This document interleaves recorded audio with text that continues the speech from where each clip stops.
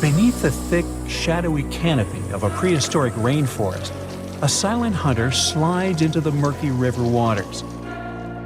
This is TITANOBOA. Its size is horrifying, stretching over 40 feet long, which is about the length of a school bus, and weighing as much as a small car. It reigns as the largest snake ever known. This is around 60 million years ago. It's only been 6 million years since the dinosaurs were wiped out by an uninvited asteroid. Nature is slowly returning to life, the Paleocene epoch. TITANOBOA's home is lush and sweltering.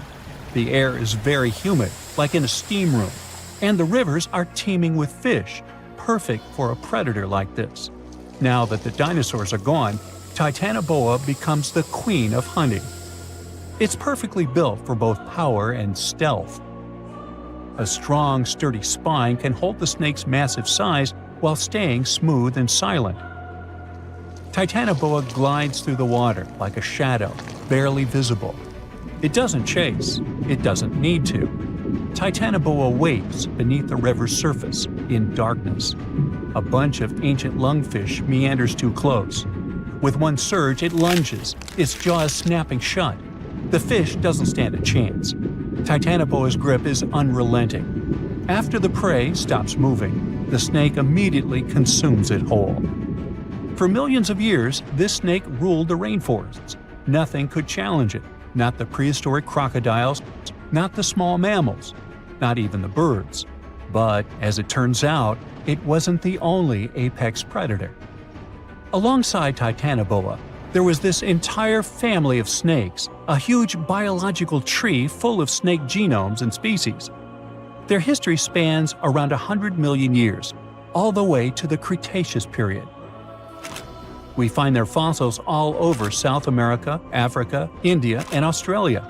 That's because they evolved in the Gondwanan continents. Back then, all of this was one huge landmass, and they lived right in the heart of it. Now, this family coexisted with all the dinosaurs. The dinosaurs ruled the world back then, and the snakes couldn't be all that dangerous.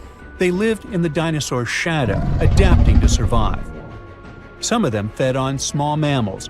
Others waited for the dinosaur eggs to hatch. Some were super bold and went straight for baby dinosaurs. Fossils of one species showed the remains of a little titanosaur, that giant long-necked dinosaur, inside its stomach. And when the age of dinosaurs finally ended in a fiery cataclysm, it was time for these snakes to celebrate. After the asteroid disaster, the world entered a new era of heat and humidity. The warmer the climate, the easier it is for cold reptiles to thrive. Snakes, including TITANOBOA, grew larger than ever, but so did the members of this family. All the snakes spread across continents, growing larger and scarier by the century. And eventually, TITANOBOA stopped being the only ruler of jungles. Fast forward to about 47 million years ago. Now it's the Middle Eocene epoch, the tropical lowlands of what today is Western India. A lush, swampy place, full of rivers and pools. The earth was warmer, with turtles and crocodile-like creatures basking in the sun. And there evolved the largest and most fearsome predator of them all, Vasuki indicus. Even the name feels important. Vasuki, the serpent king of Hindu mythology, a colossal snake that's coiled around the neck of Lord Shiva, strong and loyal. And the indicus part is because the snake's fossils were discovered in India. Vasuki surpassed TITANOBOA and grew to a jaw-dropping length of 50 feet, like a 4-story building. It also weighed as much as a small elephant. Unlike TITANOBOA, who preferred to hunt in the rivers, Vasuki mostly hunted on land, though it still could venture into the water when needed. It prowled the marshy ground with quiet, calculated movements, blending with the dense undergrowth. Vasuki also ate crocodiles, massive turtles, and even early whales in local water pools. No one stood a chance. It had immense muscles and squeezed with unimaginable force. But the snake's jaws were much scarier. Unlike Titanoboa and today's pythons, Vasuki couldn't swallow massive prey whole. Instead, it ate them alive with its teeth, just like this. Fast and absolutely brutal, it was an apex predator of its time. And don't forget that we're not talking about one Titanoboa or one Vasuki. These snakes were part of entire populations. In the Paleocene, rivers were full of various Titanoboas. Some were younger, smaller ones, fighting for survival, while the oldest and largest ones dominated the waterways, in the same way as generations of Vasuki indicus competed with each other for thousands of years. Through the years, many siblings of this family got themselves a region to rule over. For example, alongside Vasuki, this big guy was thriving in northern Africa, in what is today's Egypt. Back then, this land was full of water and swamps. Before we learn more about other snakes, this one was considered the largest, about 36 feet long.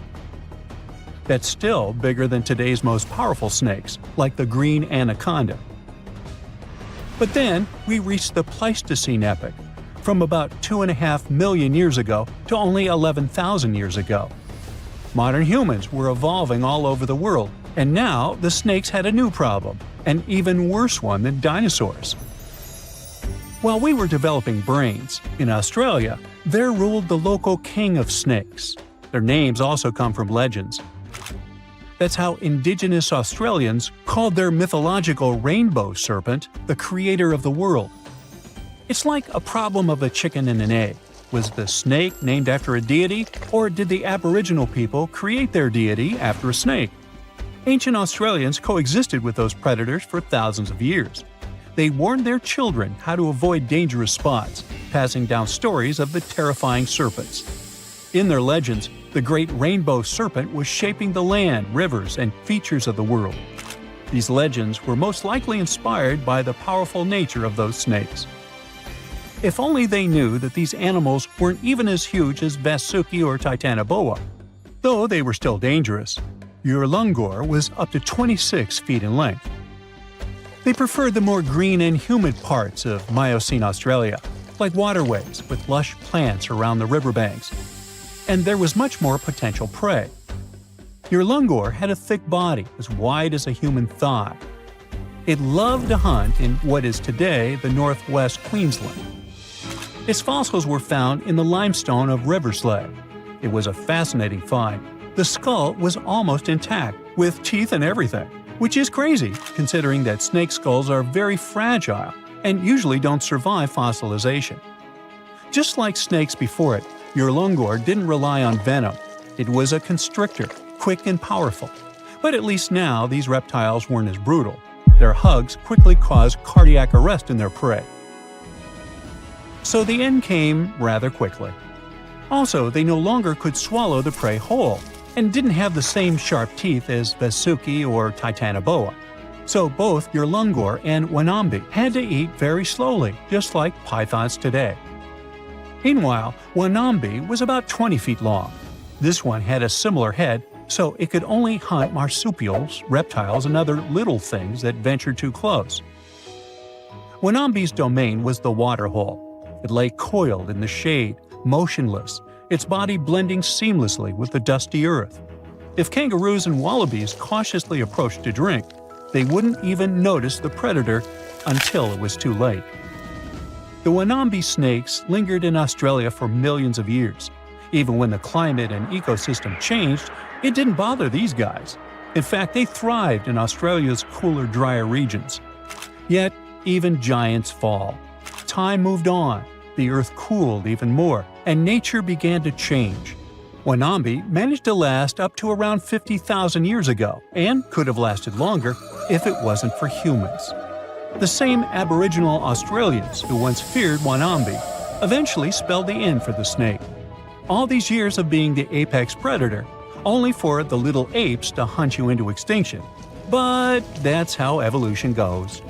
Eventually, all the giant snakes disappeared, leaving behind only their fossils and stories like this one. You're strapped in a boat cruising down the Amazon River with the sun scorching hot. As you check out your map, your boat starts rocking back and forth. The water is starting to get more intense, so you hang on for dear life. You tuck your map in your pocket and try to take control of your boat. You strike some jagged rocks and duck low to avoid tree branches. Your boat strikes a large rock out of nowhere and capsizes. You're swimming in the murky green water. While you're trying your best to get ashore, your boat gets washed away. Underneath the water lies a whole new world of bizarre and dangerous animals. Candiru fish are snake-like creatures that can grow up to 16 inches long. Arapimus can weigh more than an adult male and are taller than most basketball players. They're the biggest freshwater fish in South America. They have a hybrid gill system that forces them to pop up to the surface every 5 to 15 minutes to breathe in oxygen for their large swim bladder. You swim out of the raging water and dry yourself off. Oh no, your map is completely soaked. There's no way you can get to your destination without it. You venture into the thick rainforest, shoving the branches and leaves away. As you get deeper, you notice something on a tree. It's barely moving, but it's got sharp claws and a raggedy coat. It stretches its arm to another branch and tries to pull itself up, ever so slowly. Sloths sleep more than half their days and only head down from trees once a week. They're so motionless, they sometimes grow algae and moss on their fur. The rainforest gets denser with each step until there's barely any sunlight illuminating the path in front of you. You notice a figure following you. With every branch you step on, you can hear a faint sound right next to you creeping around. You start walking a bit faster, and the sound catches up with you. You make it out of the dense part and tread along a narrow path until you reach a cliff. You can't walk normally here, so you pin against the wall and walk sideways to cross the hills. You slowly move across with the river 30 feet below you. You move your right foot, and some rocks fall into the river. You keep going and misstep. You're about to fall, but you hold on to a large tree branch and pull yourself up. You notice a couple of colorful poison frogs inches away from your fingers. Touching any of these frogs can be extremely dangerous and harmful, despite their amazing color patterns. The golden poison frog is one of the most poisonous animals in the world. One of them hops right next to you, so you let go of the branch and fall back in the river. The river is washing you down until you reach a calm current. Underneath you is a swarm of piranhas swimming with their sharp teeth. The red color on their skin is unmistakable, so you swim off like an Olympic athlete. Piranhas will eat anything that gets in their way, no matter the size. You grip onto a log and climb up a small rock to catch your breath. There's a huge electric eel underneath the rock. Despite their name, they're more related to catfish than eels. They use their powerful 600 volts of electricity to defend themselves and catch food. You're stuck, unless you're like the common basilisk that can run on the water like a jet ski. These incredible lizards have special webbing on their toes and can run the distance of a basketball court. You hop on a bunch of rocks until you reach the land. You continue walking along the riverbank until you come across a moving rock. You rub your eyes and see it moving again. It's a dinosaur-looking turtle that resembles a crocodile with armor. The mata mata is a freshwater turtle that disguises itself with its surroundings to catch prey. Their heads stretch longer than their bodies. You shimmy your way past it and continue. You head back into the rainforest and find a spot to rest. Wait, there are giant ants everywhere. They're the biggest ants in the world and can produce one of the most painful stings out there, even comparable to a wasp's sting. You immediately get up and find another place to rest. As you continue walking along, you notice the same feeling of something following you. You can hear some leaves rustling, but it's getting dark and there's no way of telling. You find a nice little spot to build a campfire and catch some Z's. But in the Amazon, everything is a threat. Except for those cute capybaras wandering around. They live in groups next to water sources. They're also the biggest rodents in the world. You don't need to worry about them if you're stuck in the middle of the Amazon rainforest. Suddenly, you feel something slithering up next to you. You look down and see a massive green anaconda just about to constrict you. They are the heaviest snakes in the world and can grow up to 20 feet long and have a huge appetite. You get up and sprint your way out of there. All right, you found a decent cave to crash in. It's daytime again, and you're still alive. You continue walking along the rainforest. You were able to find some breakfast to boost your energy for the rest of the day. You spot something on a tree that looks like a branch, but it's actually a potu, a master of disguise that can spend days motionless on broken tree branches.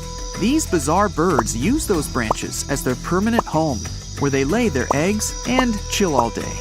You continue your way through the rainforest and see a Brazilian wandering spider crawling on a tree branch right in front of you. 8 of these species can be found in the Amazon area. They are some of the most aggressive and venomous spiders out there. So, you make a big detour and walk away from it. You feel someone walking next to you again, but you still can't figure out what it is. You see a steep cliff with a waterfall hitting a large lake ahead of you.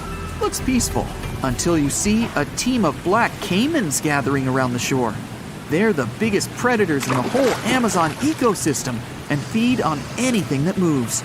It's a good thing you're on high ground, otherwise, whoa! You slip and fall down the river, right on the deep end. So far, no caiman spotted you. You swim underwater and try to get to the opposite end of where the reptiles are. As you climb out and dry yourself off, you notice some large black spots on you.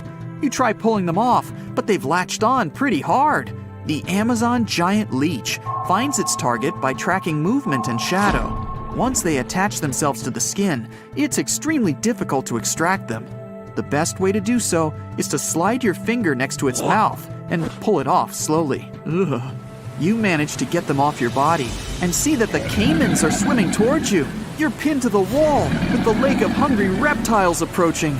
Suddenly, a pink dolphin jumps out of the water and splashes all over them. They can grow larger than humans and are the celebrities of the Amazon. Scientists think they get their color from the blood capillaries on their skin. The Amazon even has bull sharks swimming around. These carnivorous giant fish are threatening to humans and can swim in both saltwater and freshwater. These sharks prey on anything within their reach, including other sharks.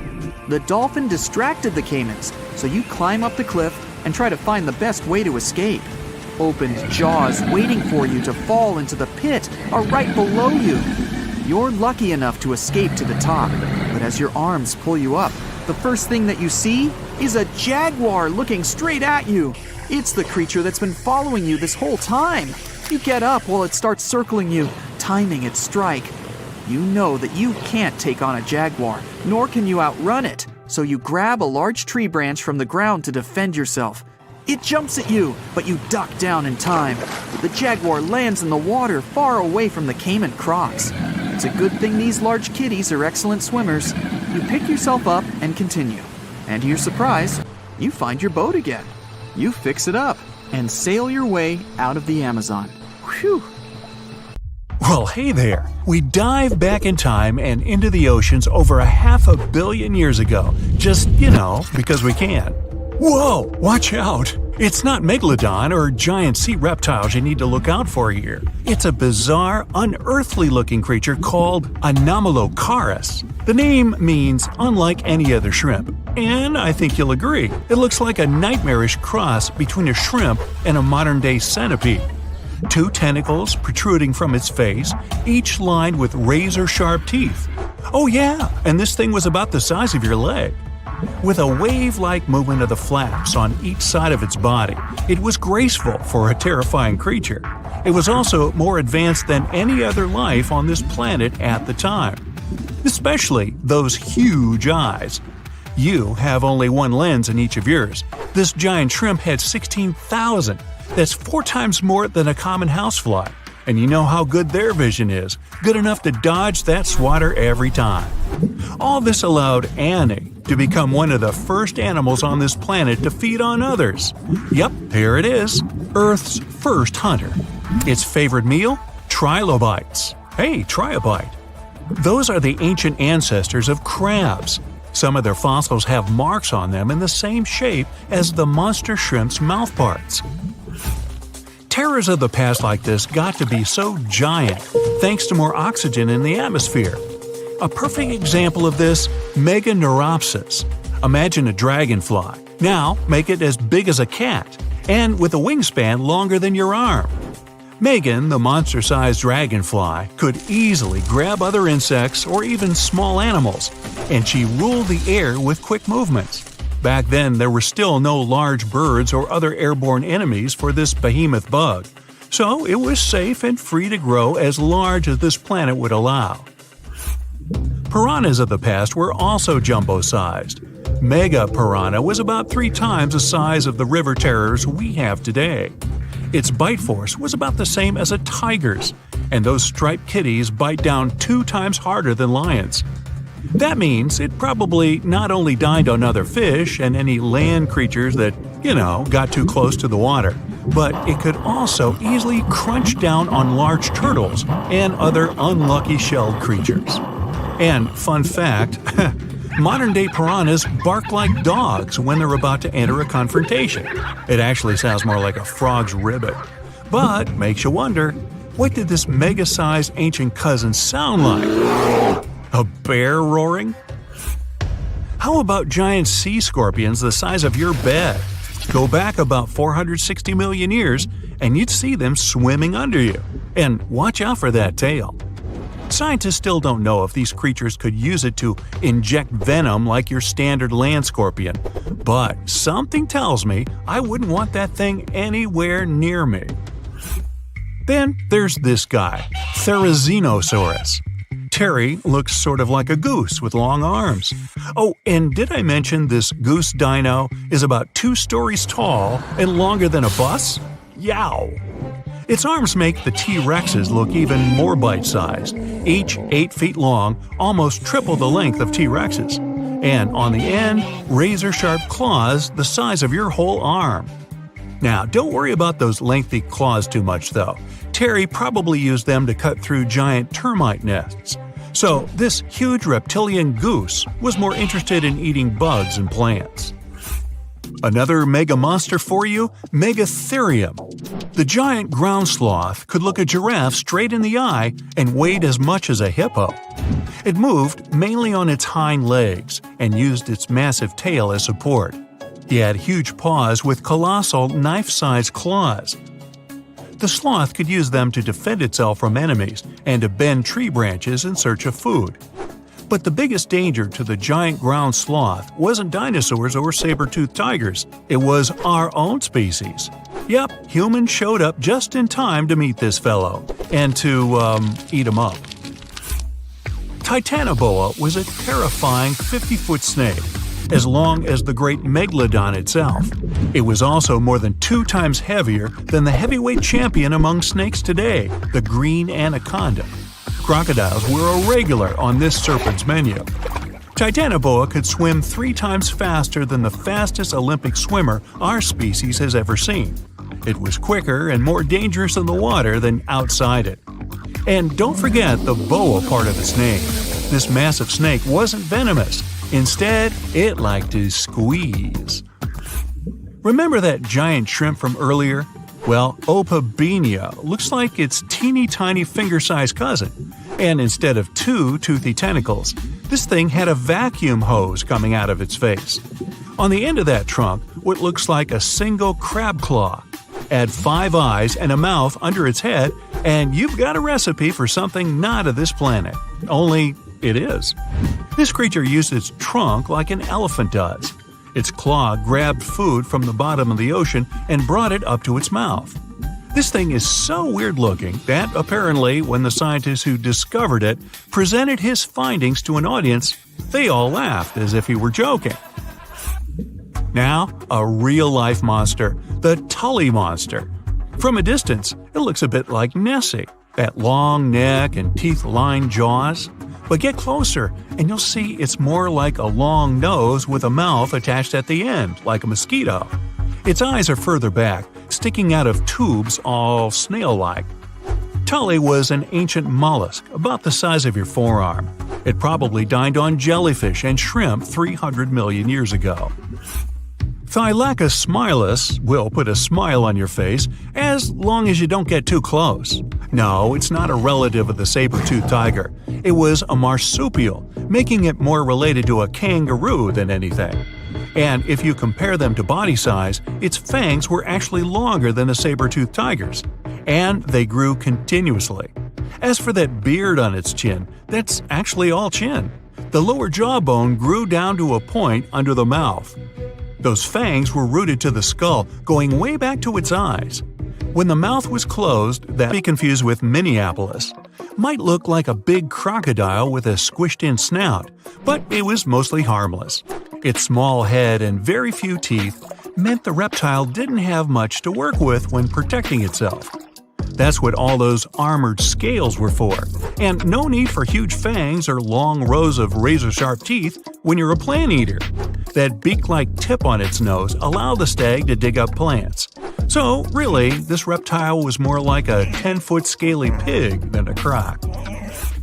Basilosaurus was a type of ancient whale that lived on our planet about 45 million years ago. Not quite as long as a blue whale, but this guy was still big enough to munch down on other whales and even sharks. Some people believe these monsters could still exist today. Eyewitnesses claim to have seen a giant sea dragon, and Basilosaurus fits the description. Plus, 90% of our oceans are unexplored. There's plenty of space to hide a sea monster. But scientists haven't found any fossils of this ancient whale younger than 3.7 million years. So, this myth is busted. Stegosaurus is one of the most recognizable dinosaurs that ever lived. It can easily be distinguished by those huge spikes on its tail and the bony plates on its back. It was twice as long as a giraffe and nearly 5 times heavier. But compared to its body size, it had the world's smallest brain. It was no larger than a dog's. Pelagornis had the largest wingspan of any bird ever discovered. It was twice the size of the largest bird today, the wandering albatross.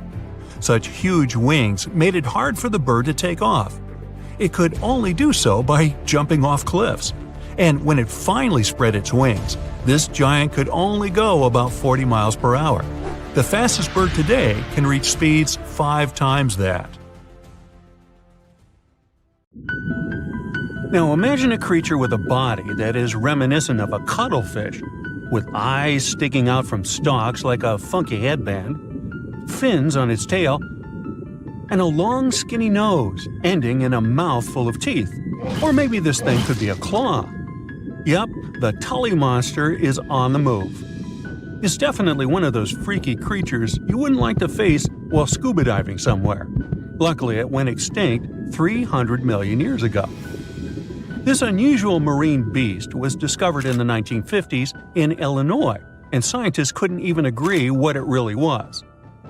Some thought it was a vertebrate, which means a group of creatures with a spine, like us humans. But a team of researchers in Japan studied many fossils of the Tully monster, using advanced laser scanning technology to check them in detail in 3 dimensions. There's still a lot they don't know about the Tully monster, but they managed to realize it didn't have any spine at all. Now the next step was to see what type of invertebrate it was. Could it be vertebrate-like, such as a land sled? Or are we talking about something closer to snails and worms? They also discovered the creature had segmentation in the head area that extended from its body, and that's not something bony creatures have. Still, in recent years, some researchers had the idea the Tully beastie could be related to jawless fish, such as lampreys. These fellows belong to the most ancient group of vertebrates, and are not pleasant to see either. In the case of lampreys, we're not talking about extinct animals. They're still out there somewhere, wandering the ocean and scaring other animals, or you, if you see it in the northern and western parts of the Atlantic Ocean where they live. And they've been here really long, even before the dinosaurs. A long time ago, long before humans or I even existed, there were eurypterids, weird creatures from a group we call arthropods, which includes spiders, insects, and crabs. But eurypterids were unlike anything you've ever seen before. They had a body shape similar to horseshoe crabs, with many segments that made up their body. Instead of legs, they had special appendages at the front that acted like oars. Some even call them giant scorpions, but most eurypterids were actually quite small. Except for this special one, which was truly enormous. It could grow to a staggering length of about 8 feet. Wow! The next time you see a crab scuttling along the beach or a spider swimming its web, remember, we're lucky we only got mild versions of their ancient relatives, which, by the way, disappeared hundreds of millions of years ago. Whew. Now, some Eurypterids were pretty fierce and fast predators. They would swiftly swim after their prey, chasing them down in the water. Others were more like scavengers, living on the bottom and feeding on whatever they could find along the way. They had a taste for the leftovers, like some sort of cleanup crew of the ancient oceans. Eurypterids love to spend their time in brackish water environments. It's water with more salinity than freshwater, but still less than seawater. Now imagine you're just floating around and all of a sudden you see this guy. No, it's not some weird tiny spaceship, and you won't see it floating in space, even though that's where it would perfectly fit in, as some weird creature from another planet you'd see in sci-fi movies. You'd actually see it floating in the sea because we're talking about a really small animal with enormous eyes called Dilophosaurus. Each of its eye bulbs was about a quarter of its whole body length. That's what gives it that space look, like it might live on one of the oceans under the surface where we look for life, like Europa, one of Jupiter's moons, or Titan, Saturn's biggest moon. I could easily imagine creatures like Dilophosaurus giving us a warm welcome once we get to Mars, too. Dilophosaurus had great vision. It would keep a keen eye out for any movement in its surroundings. Once it noticed something, it would swiftly launch its spiky appendages forward. At first, these things looked like tools for fixing stuff, but Dilophosaurus actually used them to capture smaller arthropods. The unusual thing is that even though it had such great eyesight, Dilophosaurus still spent most of its time catching prey in brighter waters near the surface. And yet, scientists found its fossils in the rock layers that are more often associated with darker environments, where animals such as deep-sea crinoids and vampire squids reside today. It's confusing. But one of the explanations for this says it's possible these deep-sea creatures actually lived in shallower waters in the past and later ended up in the depths as the geography of our planet changed over time. No one knew what Dilophosaurus really was. It could belong to a group of arthropods, and it seems to me that's where most of the world's weirdest creatures are. Some believe it could be related to mantis shrimp, while others compare it to blind, worm-like crustaceans that live in dark underwater caves. And check out this enormous worm lurking beneath the sandy ocean floor, patiently waiting for its next meal to swim by. These ancient creatures were like stealthy predators, perfectly camouflaged in their sandy lairs. And now, 20 million years later, scientists have found the remains of their hidden hideaways. The burrow they discovered, shaped like the letter L, was found preserved in ancient sediment on the seafloor of Taiwan. It was around 7 feet long and only an inch wide. That's where the ancestors of modern bobbit worms lived. Bobbit worms have been around for a long time. They can grow to be a few inches to a whopping 10 feet long. A pretty weird creature dominated the skies at the end of the dinosaur age in North America. We know it as Quetzalcoatlus, and it soared above famous dinosaurs like Tyrannosaurus and Triceratops, showing them who the ultimate ruler of the skies was. Quetzalcoatlus belonged to a group of flying reptiles called pterosaurs. They were some of the biggest flying animals ever known to exist. When you think of Quetzalcoatlus, imagine an animal as tall as a giraffe. These incredible creatures had long necks, small bodies, long legs, and wings that were relatively short compared to their size. The biggest of its kind was really massive and held the title of being the largest flying creature of all time. They had long, pointed skulls, while some also had short crests at the back of their heads. And for a long time, researchers were confused about how these giant pterosaurs hunted for food. At first, some even believed that Quetzalcoatlus and its relatives were like giant vultures that scavenged the remains they would find around. They drew such a conclusion because Quetzalcoatlus fossils were found inland, away from the coast where other big pterosaurs were found, such as the crested pteranodon. Plus, many thought these fellas were skilled at skimming, which means lurking over freshwater systems and catching fish. But it appears these massive animals were actually predators with excellent hunting skills. The exact technique they used to catch their prey remains a mystery, though. Now here's another cool discovery, a specific fossil as the oldest evidence of muscle tissue ever found. This fossil belongs to a group of animals that includes modern creatures such as jellyfish, corals, and sea anemones. And it looks so cool and unique, right? It has bundles of fibers arranged in a four-fold symmetrical pattern, similar to what we see in cnidardians today. This arrangement is different from any other fossil from that period. Now this fossil may look weird, but it helps us understand the evolution of muscle tissue in animals. They, well, all of us actually, got new options for discovering different feeding strategies and generally new things to do thanks to muscles. And it's not like scientists usually get to study fossilized muscles. It's more that they learn about that based on how animals feed, reproduce, move, and do other things. So this cool fossil suggests animals may have had an earlier origin than we used to believe. Dinosaurs, big ancient bugs, creepy spiders, and scary insects are all cute animals compared to the monsters that lived on Earth about 500 million years ago. For example, here's a creature that swam in the water like a stingray and had 3 eyes. Its mouth was like a pencil sharpener.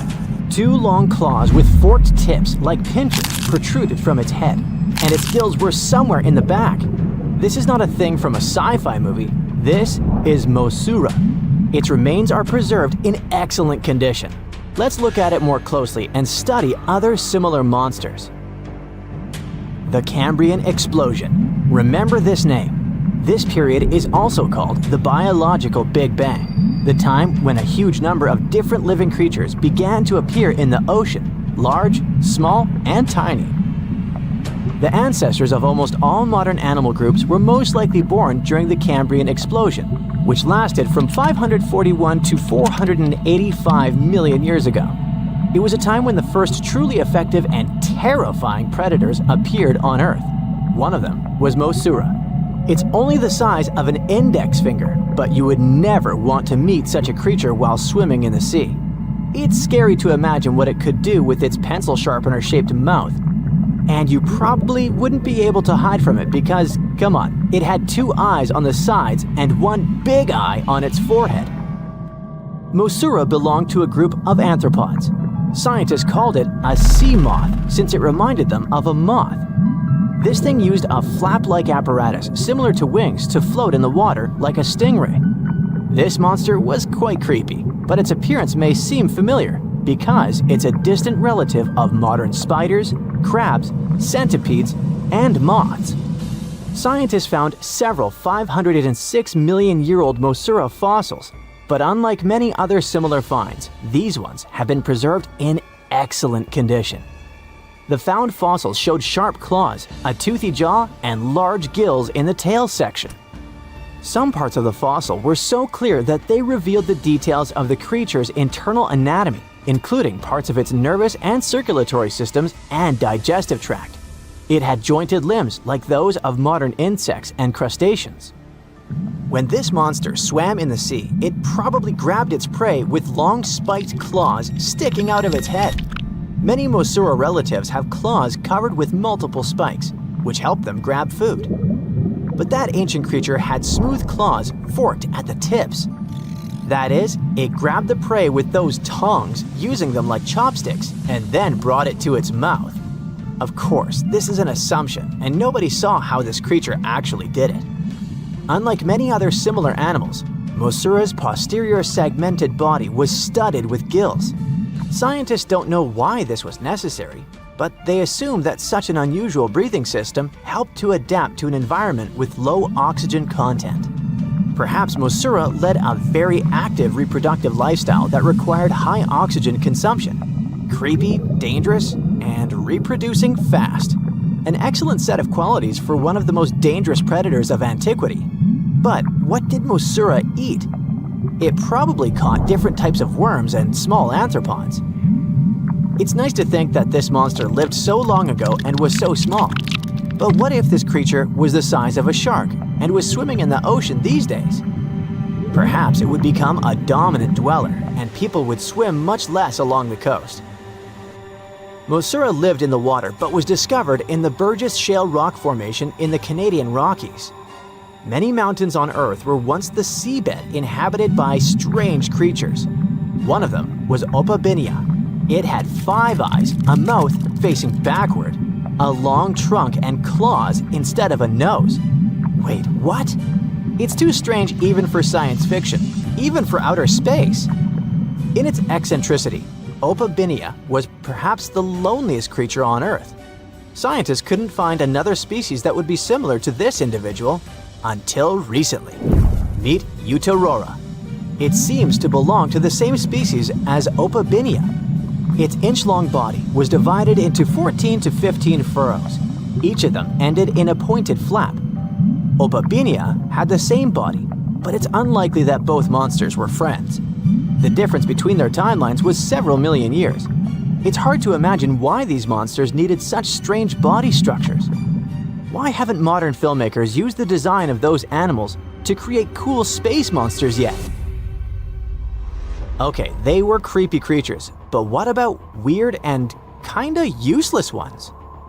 Scientists have discovered Sue, a legless creature with no head turned inside out. Huh? This 444 million year old creature was found in South Africa, north of Cape Town. They called it Sue after the discoverer's mother. In fact, it's some kind of new arthropod species that may have lived in low oxygen waters. This creature was turned inside out, and the outer shell with the legs and head was lost. Thanks to mineralization, muscles, tendons, and even Sue's intestines were preserved on the fossil. It's a great success to find such detailed remains of an ancient creature. However, scientists still can't determine the evolutionary history of this species. They're sure that it was a primitive marine arthropod. Okay, we can see that 500 million years ago, Earth was filled with creepy monsters, which fortunately are now extinct. But what about trees? Were they the same as we see now? Or was there something else? Something creepy? Oh yeah. Scientists have discovered a new kind of living organism similar to a tree or a mushroom. It was gigantic and had a very minimalistic design. Meet the Prototaxites. It's basically just a big stick with a round end poking out of the ground. It was smooth, didn't have the usual tree bark, and looked more like a mushroom without a cap. But scientists have recently found out that it wasn't a mushroom at all. Prototaxites probably belonged to a previously unknown branch of life. Prototaxites is considered to be the first giant organism in the history of the planet that lived on land. It existed about 420 to 375 million years ago during the Devonian period. It was the time when plants began to spread across dry land, forming large forests. Over time, they began to grow leaves and form roots in the ground. Then, the first seed plants appeared. The real colonization of land began. The first arthropods, such as centipedes, arachnids, and other unpleasant creatures, began to walk among those forests. Meanwhile, the water was filled with a huge biodiversity. There was a giant supercontinent on the planet, and smaller parts began to break off it. During this period, Prototaxites towered over the land. Some of these things reached 26 feet high and 3 feet wide. It's like a 3-story house and as thick as a palm tree. But what was it? A plant? A mushroom? Algae, perhaps? Scientists discovered them in the middle of the 19th century, but only in 2007 did they conduct chemical analysis. Research showed that it was most likely a giant mushroom, but in 2025, scientists refuted this conclusion. It turns out this may have been an unknown life form that existed separately from the kingdom of fungi, animals, plants, and protists. Scientists noticed that the inner part of Prototaxites consisted of a number of tubes. There are similar tubes inside mushrooms, but the tubes of that ancient living thing branched and joined differently. They even had a different chemical composition. The main building block of mushrooms is chitin, but the prototaxides contained chemicals similar to lignin, a substance found in the bark of trees and other plants, and its anatomy differs from the structure of any other organism known to us. What were they doing on Earth? Just chilled and enjoyed the bloom of life? Did they produce some kind of fruit like a banana with eyes and claws? Scientists don't know. What if it was something that was brought to Earth from outer space? What if they were flowers planted by another civilization? What do you think? So imagine stumbling upon a creature so huge it could dwarf even the largest known marine animals today. Scientists discovered the fossils of this beast on England's coast and believe it once ruled the waves. The new species was named Ichthyotitan severnensis, but thankfully for me, scientists nicknamed it the Little Stock Monster. Its estimated lengths range from 72 to 85 feet long, almost as big as a blue whale. Megalodon can't even compare to this. It was only about 60 feet long. And what's crazy is that this fossil we found wasn't even an adult, so who knows what their actual size was. The first piece of the Little Stock Monster was discovered in 2016 in the Westbury Formation. Researchers found a 3-foot-long jaw part that belonged to an unknown species. For years, this single fragment had been driving them crazy because they had no idea what that animal was. Then, in 2020, a miracle happened, of sorts. A father with his 11-year-old daughter found the second piece of fossil on a beach. This discovery led to more findings. Finally, in 2022, the last piece of the literal jaw puzzle was found, buried along the Somerset coast. This leviathan belonged to the Shastasaurid family. Both the Little Stock Monster and other Shastasaurids had one ancestor, so all the species in this family are super similar to each other. For example, all of them were the largest marine reptiles ever to exist. Although our Little Stock Monster is much larger, most Shastasaurids could grow up to only 69 feet long, and it's possible that the Little Stock Monster, when fully grown, would reach up to 100 feet or even more. Both of their bodies were just perfect for cruising the ancient seas. These marine titans were elegant and slender, with an elongated snout. Other marine animals at the time were smaller and looked more like dolphins. Shastasaurids had long paddle-like limbs adapted for efficient swimming. Their skulls show large eye sockets, which means they had excellent vision. If you were in the ocean, no matter what time it was or where you were hiding, they could spot you. They were also incredibly fast and could dive to great depths. Of course, all these things made them the most terrifying predators. They ate pretty much everything, including fish and squid, and you if you were there. They probably captured their prey like whales, opened their huge mouths, and literally sucked the fish in. What made the Little Stock Monster especially scary is that it wins in the jaw competition. For other Shastasaurids, their jaws were a bit weaker, so they hunted smaller fish, kind of like today's orcas. They required vast amounts of food. This shows us that the Earth's Triassic oceans had rich, productive food webs. But the Little Stock Monster has this unique feature. It could open its jaw almost 90 degrees upwards. It also had tons of powerful muscles around. Its jaws were horrifyingly strong. So while others were hunting some squids, the Little Stock Monster probably hunted large fish and even other marine reptiles. Fossils of Shastasaurids have been found everywhere in the world, from North America to Asia. This means that these creatures dominated and terrorized the oceans for millions of years, although even they weren't completely safe from scavengers. And that's exactly why we struggle to find these fossils now. Scavengers didn't leave any remnants of them. So, while we have some fossils of this marine family, they mostly remain a mystery for us. They lived in the oceans about 200 million years ago, in the late Triassic period. The Earth looked completely different back then. All continents were united in one Pangaea, a huge landmass. Some parts of this supercontinent were covered with lush conifer forests, while others were dry deserts and open prairies. It was before the famous Jurassic period, but there were already first pterosaurs and amphibians. It seems like those monsters were crazy resilient. The Triassic period was super unstable, but they survived through many changes in the environment. Well, until the last one. The Triassic extinction came out of nowhere. It was one of the Earth's big 5 extinction events. It wiped out almost all species on the planet, including these leviathans. It's still not clear what happened exactly, but it looks like there was a huge tectonic activity. Volcanoes in the oceans were going crazy back then. These massive volcanic eruptions have probably altered the climate and ocean chemistry, leading to the extinction of many species.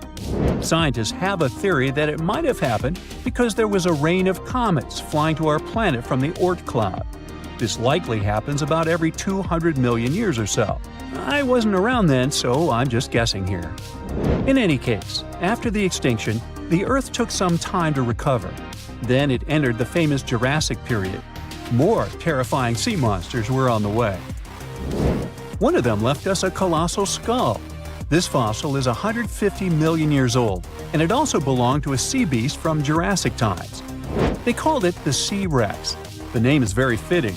This monster could have broken a car in half with one bite. It was also discovered accidentally. A fossil enthusiast was walking along the Jurassic coast. This place is famous for having tons of ancient fossils, all because of the erosion and stormy weather. Typically, people find small spiral fossils here. However, this time, he discovered a giant sea monster fossil. Excited, he contacted scientists. They arrived at the spot right away and then had to carefully climb down a cliff to search for the rest of the skull. This fragment alone is 6.5 feet long. Turns out it's a newly discovered species of pliosaurs, giant predators of the ancient seas. Pliosaurs were among the largest marine predators ever. Some of them grew up to 40 feet long. They used their huge teeth to snatch and devour prey, including other reptiles. Well, at least those creatures are far gone. But what about the horrors that still live in our oceans? Recently, biologists discovered the world's longest animal, the one that's still alive to this day. They found it off Australia's coast, on the Gascoyne coast, a very mysterious and unexplored place. There, underwater vehicles stumbled upon a frightening 150-foot-long siphonophore that's twice as long as many blue whales and 3 times as long as a humpback whale. Doesn't it kind of look like one of those toy string worms? But this creature isn't friendly at all. It's a string-like deep-sea predator. What's even more scary is that this isn't actually one creature. It's a colony of small clones working together as one. Basically, collective consciousness. Ooh, Borg. Together, they stretch out like a single long string in the water. This creature might be the longest siphonophore ever found, and it was discovered at a depth of around 2,000 feet. Siphonophores, similar to jellyfish, capture their prey by dangling stinging tentacles in the water. When their tentacles touch small crustaceans and fish, they get paralyzed, and then they're reeled up to the colony's body. Expeditions to Western Australia's underwater canyons were definitely worth it. Together with that siphonophore, scientists have discovered up to 30 potential new marine species. Among them were a new octopus or squid, a long-tailed sea cucumber, glass sponges, and giant hyroids, colonies of animals resembling upside-down jellyfish. None of them have been seen before in Australia. But most of them weren't as scary as the one that was recently discovered in the Gulf of Mexico. This creature is straight out of a sci-fi thriller, a 26-foot-long mangapinna squid or bigfin squid. It was discovered near an offshore oil rig at a depth of more than 7,800 feet. It has incredibly long elastic tentacles, which can be 15 to 20 times longer than its body. It holds them at right angles to its body, making it look even creepier, almost as if it has elbows. And yes, it's another deep-sea predator. These 10 tentacles probably help the squid trap their prey and drag it onto the seafloor. We barely know anything about this extraterrestrial-looking creature because they're very hard to find and study. And if you think their tentacles are awful, just check out these creatures with 20 arms. This thing looks like a facehugger. This new species is lurking in the frozen depths of Antarctica. Experts were searching for cryptic sea animals known as Promachocrinus, or Antarctic feather stars. They're kind of similar to starfish and sea cucumbers, but have an otherworldly appearance and can live up to 6,500 feet below the surface. It's called the Antarctic strawberry feather star. Despite its pretty name, its appearance is anything but cute. It has a bizarre strawberry-like body from which 20 spindly arms branch off. Its coloring ranges from purple to dark reddish, and the arms all have different lengths and thickness. Who knows how many more of such scary creatures we'll discover in the future? The Loch Ness Monster is actually not from Scotland. Turns out, this real-life creature lived in the freezing waters of Antarctica about 70 million years ago. In 2019, researchers discovered fossils of a huge, prehistoric marine reptile that looked a lot like what people described as Nessie. This beast was terrifying, measuring up to 36 feet long with a massive giraffe-like neck. It also weighed around 15 tons, which is about the size of 3 elephants. Next up on our list of huge animals is a penguin. I know penguins aren't exactly what you'd call big, but scientists have just found what they think might be the biggest penguin ever, the Kumimamu fordyce. It's believed that these giant birds were hanging around New Zealand about 55 million years ago, and they were huge, weighing over 330 pounds. That's about 5 times the size of the emperor penguins, which are considered the largest penguins alive today. Now, let's move on from massive creatures to something much smaller. Meet B. manfredschmidti, a great ape that lived around 12 million years ago in what is now Germany. This creature is very special, as it's the tiniest great ape ever discovered. And when I say tiny, I really mean it. These ancient animals only weighed about 22 pounds. They were basically no bigger than a super chunky cat. If you think small creatures aren't scary, wait until you meet the electric blue tarantula. This newly discovered species from Thailand's mangroves has an almost otherworldly electric blue color. Its vibrant hue doesn't come from pigment, it is actually caused by the unique structure of its hair, which reflects blue light, making it look like an extraterrestrial being. We're going even further now, diving into the freezing pitch-black depths. At around 2,000 feet deep in the Andaman Sea, scientists found a new species of ghost shark, which they named Chimera supape. Their appearance is straight out of a horror movie. They have sleek, pale bodies, frills that look like feathers, and large, creepy eyes.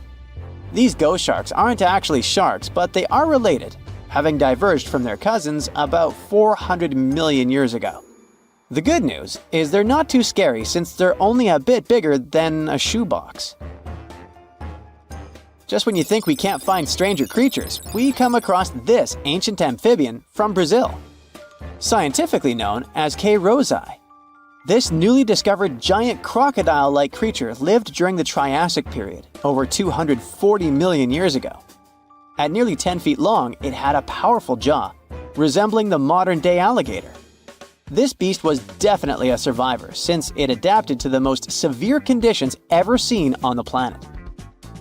Last year, scientists were tracking the dense Amazon rainforest at night when they found some quirky orange spiders that looked like they were wearing black boots. The team soon discovered it was a new type of giant crab spider. And no, they don't look like crabs at all. They only got their name because, while perched on plants, these spiders spread their legs out to the sides, just like crabs. Do you know that some new species are named after celebrities? Hollywood icon Harrison Ford now has his very own snake, for example. Discovered in Peru, T. Harrison Fordy honors the actor famous for his role as Indiana Jones, an archaeologist with a notorious fear of snakes. Unlike the film's menacing serpents, this new snake species is quite modest in size, measuring about 16 inches long. We also have the Rampholion princei, a small new species of pygmy chameleon from Tanzania that was named after US rapper and poet Prince Iya. He received this honor because of his work raising awareness about global environmental issues. Another celebrity namesake is DiCaprio's snail-eating snake, which hangs out in the shrubs of Panama's forests. This S. irmelindi caprioi is about 15 inches long and spends its nights on palm fronds looking for snails and slugs. Its round eyes look like glowing coals that can be a bit scary, but overall, the creature is super chill. Even when it feels threatened, it doesn't bite. It just coils up around its head and gives off a really bad smell. Now something a bit more sinister. Meet Venomius tomhardii. Does that name ring a bell? Exactly. This new species of spider was named after Tom Hardy's portrayal of the infamous Marvel character Venom.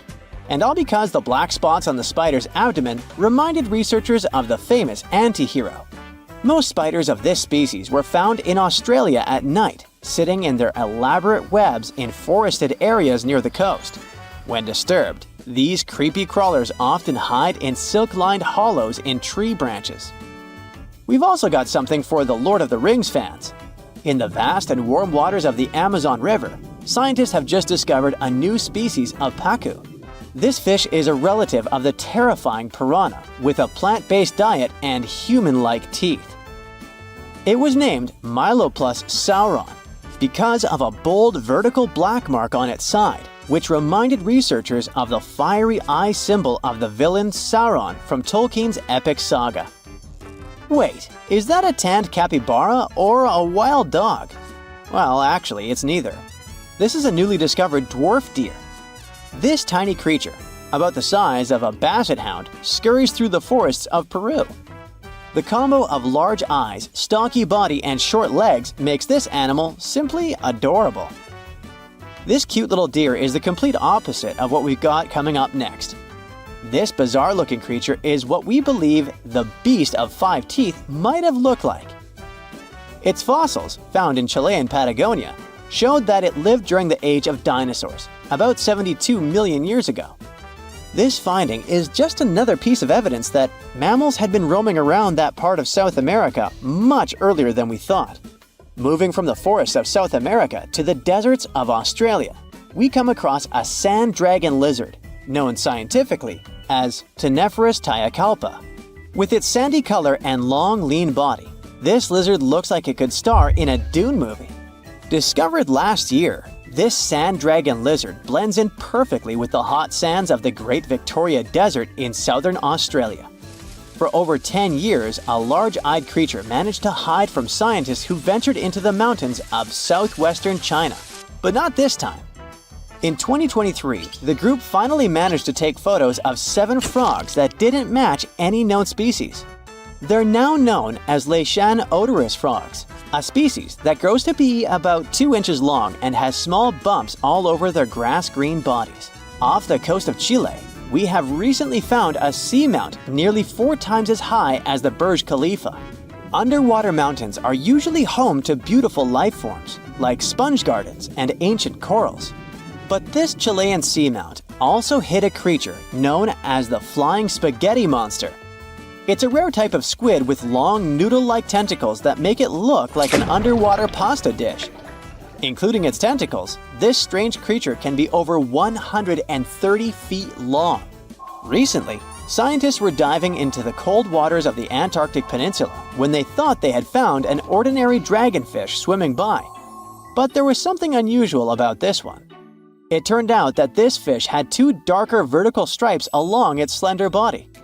That's when they realized they were looking at a new species, the banded dragonfish. From bizarre sea creatures to a cute one.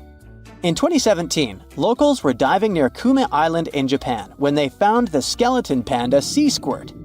This deep-sea oddity quickly won people over with its look because its black spots actually resemble a panda bear's eyes and ears. At least if you have a good imagination. This unusual creature filters water to catch its food, and is yet another reminder of the ocean's hidden wonders. Want to high-five a sea creature? Well, put your hand up for the Tasmanian red handfish. This fish doesn't swim like a fish. It walks. It uses its flipper-like hands to stroll around on the ocean floor. These bottom walkers are disturbed by swimmers and boats a lot. Some people even want to take them home as pets. I think it's better to just give them a wave and swim on by. The vampire squid. Its species name is Vampiroteuthis infernalis, which translates to vampire squid from hell. Oh yes, this vampire squid means to terrify everyone with its name, its dark red color, its spikes at the bottom, and the scary fact that it can basically turn itself inside out. The vampire squid loves putting on a good show, but it's as harmless as a kitten is to humans. It's as if Dracula scared the pants off you, but he didn't have blood-sucking fangs.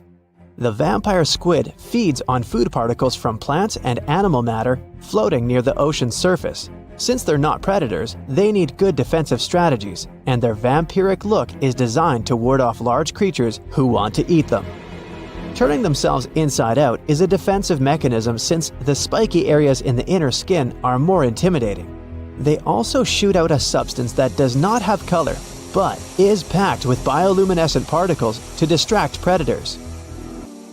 The vaquita. Going out on a boat off the coast of Mexico sounds like the perfect vacation. The sun, the blue water, the most endangered sea creature. Wait, what? The vaquita isn't dangerous, but don't expect it to stick around to say hello or sign any autographs. It's incredibly shy. This little cow, that's what it means in Spanish, is one tiny sea mammal. With those black markings around its eyes, it looks more like a sea panda to me. Seeing one should make you feel very special. They're on the brink of extinction, mostly because they got caught by accident in fishing nets. It's estimated that there's only 10 left in the wild. The blue dragon. This little creature looks like something out of a kid's fantasy movie. It's called the blue glaucus, casually referred to as the blue dragon or blue angel. It can be found in many places, the Atlantic, Pacific, and Indian Oceans. It's kind of a mollusk and it only grows to be about an inch long. What you think is the back is actually the mollusk's bright underbelly. It regularly floats on its back so that its blue colors help it camouflage with the water's waves. The blue dragon isn't just pretty, it's also smart. It usually feasts on Portuguese man-o'-wars, also known as Physalia physalis. The blue dragon stores their stinging cells for later use, in essence, stealing their defensive mechanisms. When the blue dragon is threatened, it releases those stinging cells it stored, directing them at an enemy to sting them with more power than the Portuguese man-o'-war would have been capable of. As they can store a huge amount of stinging cells, they can be a threat to humans. So, if you find one, don't pick it up. It's best to admire it from a distance. The barrel-eye fish. If you ever wanted to have Superman's X-ray vision, looking at the barrel-eye fish will make you feel like you gained that superpower at some point in your life without even realizing it. The barrel eye has a transparent head, so you can see how their eyes and brain look inside. This magnificent creature lives in the deep sea. This is the lowest level of the ocean, where strange creatures roam in near-freezing temperatures and constant darkness. They're exposed to water's pressure that's almost 1,000 times that of the surface. If the idea of the deep sea sends a shiver down your spine, stay tuned to learn about another of its creatures later on. The barrel-eye fish can be found in the Atlantic, Pacific, and Indian Oceans. You might be wondering, why oh why would a fish have a see-through head? And that would be a fair question. Since the species was discovered in 1939, it was believed that the fish's eyes were set to see straight ahead and couldn't move. So it was assumed that they had tunnel vision. Scientists Bruce Robinson and Kim Reisenbichler from the Monterey Bay Aquarium Research Institute recently discovered that the fish can move its eyes vertically to see through the top of its translucent head, thus noticing if there are predators or prey nearby. The transparent head also allows more light to enter so they can detect prey better. It's believed that the barrel-eye fish eats jellyfish and small fish species. If you dive in the ocean at night, you might be lucky enough to see how orange ball corallimorph blooms in the dark. But make sure to be quick because as soon as you turn on your flashlight to take a good look, it will retract its tubes back into itself. The megalodon. The whale shark isn't the biggest shark known to humans. If the entire shark species were a kingdom, the prehistoric megalodon would be the ruler of the sea. Megalodon roamed the ocean a long time ago. About 15.9 to 2.6 million years back between the early Miocene and late Pliocene eras. While they've long been extinct, people are still amazed to learn about these gigantic sea beasts. Megalodon could reach anywhere between 45 feet to 60 feet in length with jaws more than 6 feet wide. A fossil of a tooth that once belonged to a megalodon measured at 7 inches. Needless to say, I'm pretty stoked that these guys have long been extinct. But there's still some adventurers out there hoping to meet this monster one day. The Dumbo octopus. This adorable creature, or creepy creature, or however you want to see it, is officially called Grimpoteuthis. More casually, it's referred to as the Dumbo octopus, named after the Disney character. Though Dumbo, the elephant, not the octopus, was teased for his big ears, it's highly unlikely that this adorable octopus gets teased by its water neighbors. They are the deepest living octopuses, living in the deep sea, and you know how scary that place is. They're only about 8 inches tall and spend their days hovering just above the seafloor, eating snails, worms, and other food they find in the current or near ocean vents. There are nearly 17 species of Dumbo octopus, and they all have differences in height, color, and body parts. If you can't get enough strange animals, you'll be glad to learn that the deep sea has barely been explored by humans. So, keep an eye out. There are bound to be more fascinating animals discovered in the deep in the future. The sea angel. These creatures might look and sound pretty cute, but their diet is far from sunshine and lollipops. Their favorite food are sea butterflies. They lay mucus traps for them and wait in ambush. The squat anemone shrimp. This shrimp is tiny, only 0.5 inches. It's also known as a dancer shrimp because of its peculiar behavior. When agitated, it raises its bottom above its head and does a little dance. Divers also say it readily jumps on their hands and cleans them. The coconut crab. This guy may look pretty creepy, especially when the sun goes down. Mature coconut crabs are around 3 feet in length. Their preferred foods are coconuts, but they can also hunt down lizards and even large birds. The slender snipe eel. Slender snipe eel is a slim and long creature that's still a mystery for marine scientists. It's 4 feet long and it has at least 750 bones in its spine, which is much more than any other animal in the world. The sea pen. Sea pen is 7 feet long and it has a lot of varieties, but most of them look indeed like a pen or a quill. The similarity is even more striking when the animal has a water-filled bulb that anchors it to the floor. The Persian carpet flatworm. This creature looks indeed like a carpet, despite being very small by comparison.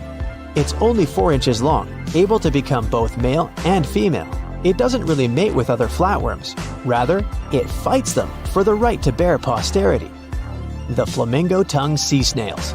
Tourists love these extraordinary snails for their pretty colors, thinking it's a shell, but in fact, the shell is quite dull and hidden underneath colorful soft tissues.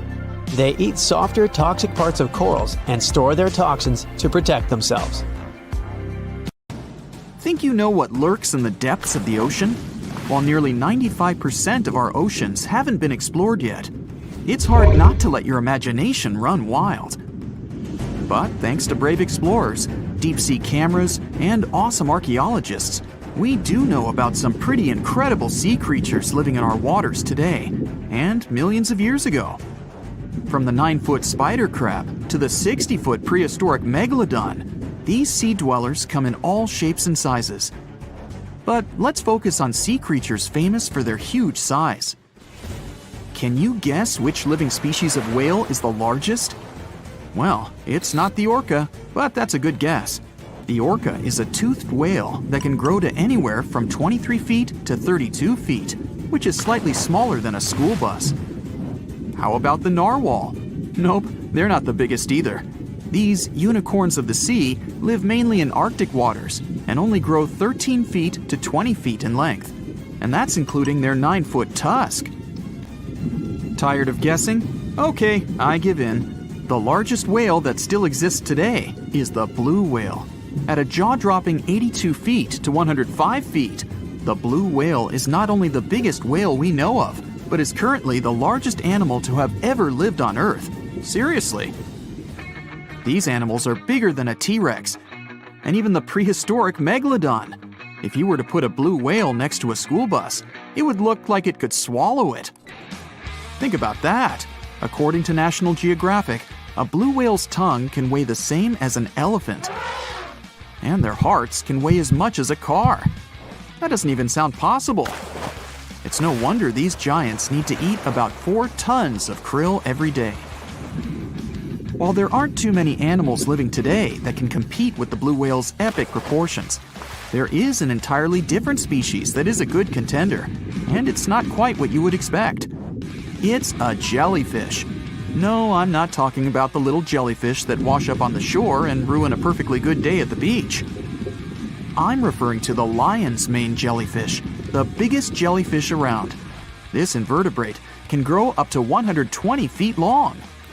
They also come in different gorgeous colors like red, purple, or even shades of orange.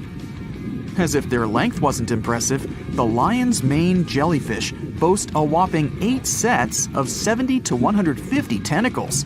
That means they can have up to 1,200 in total.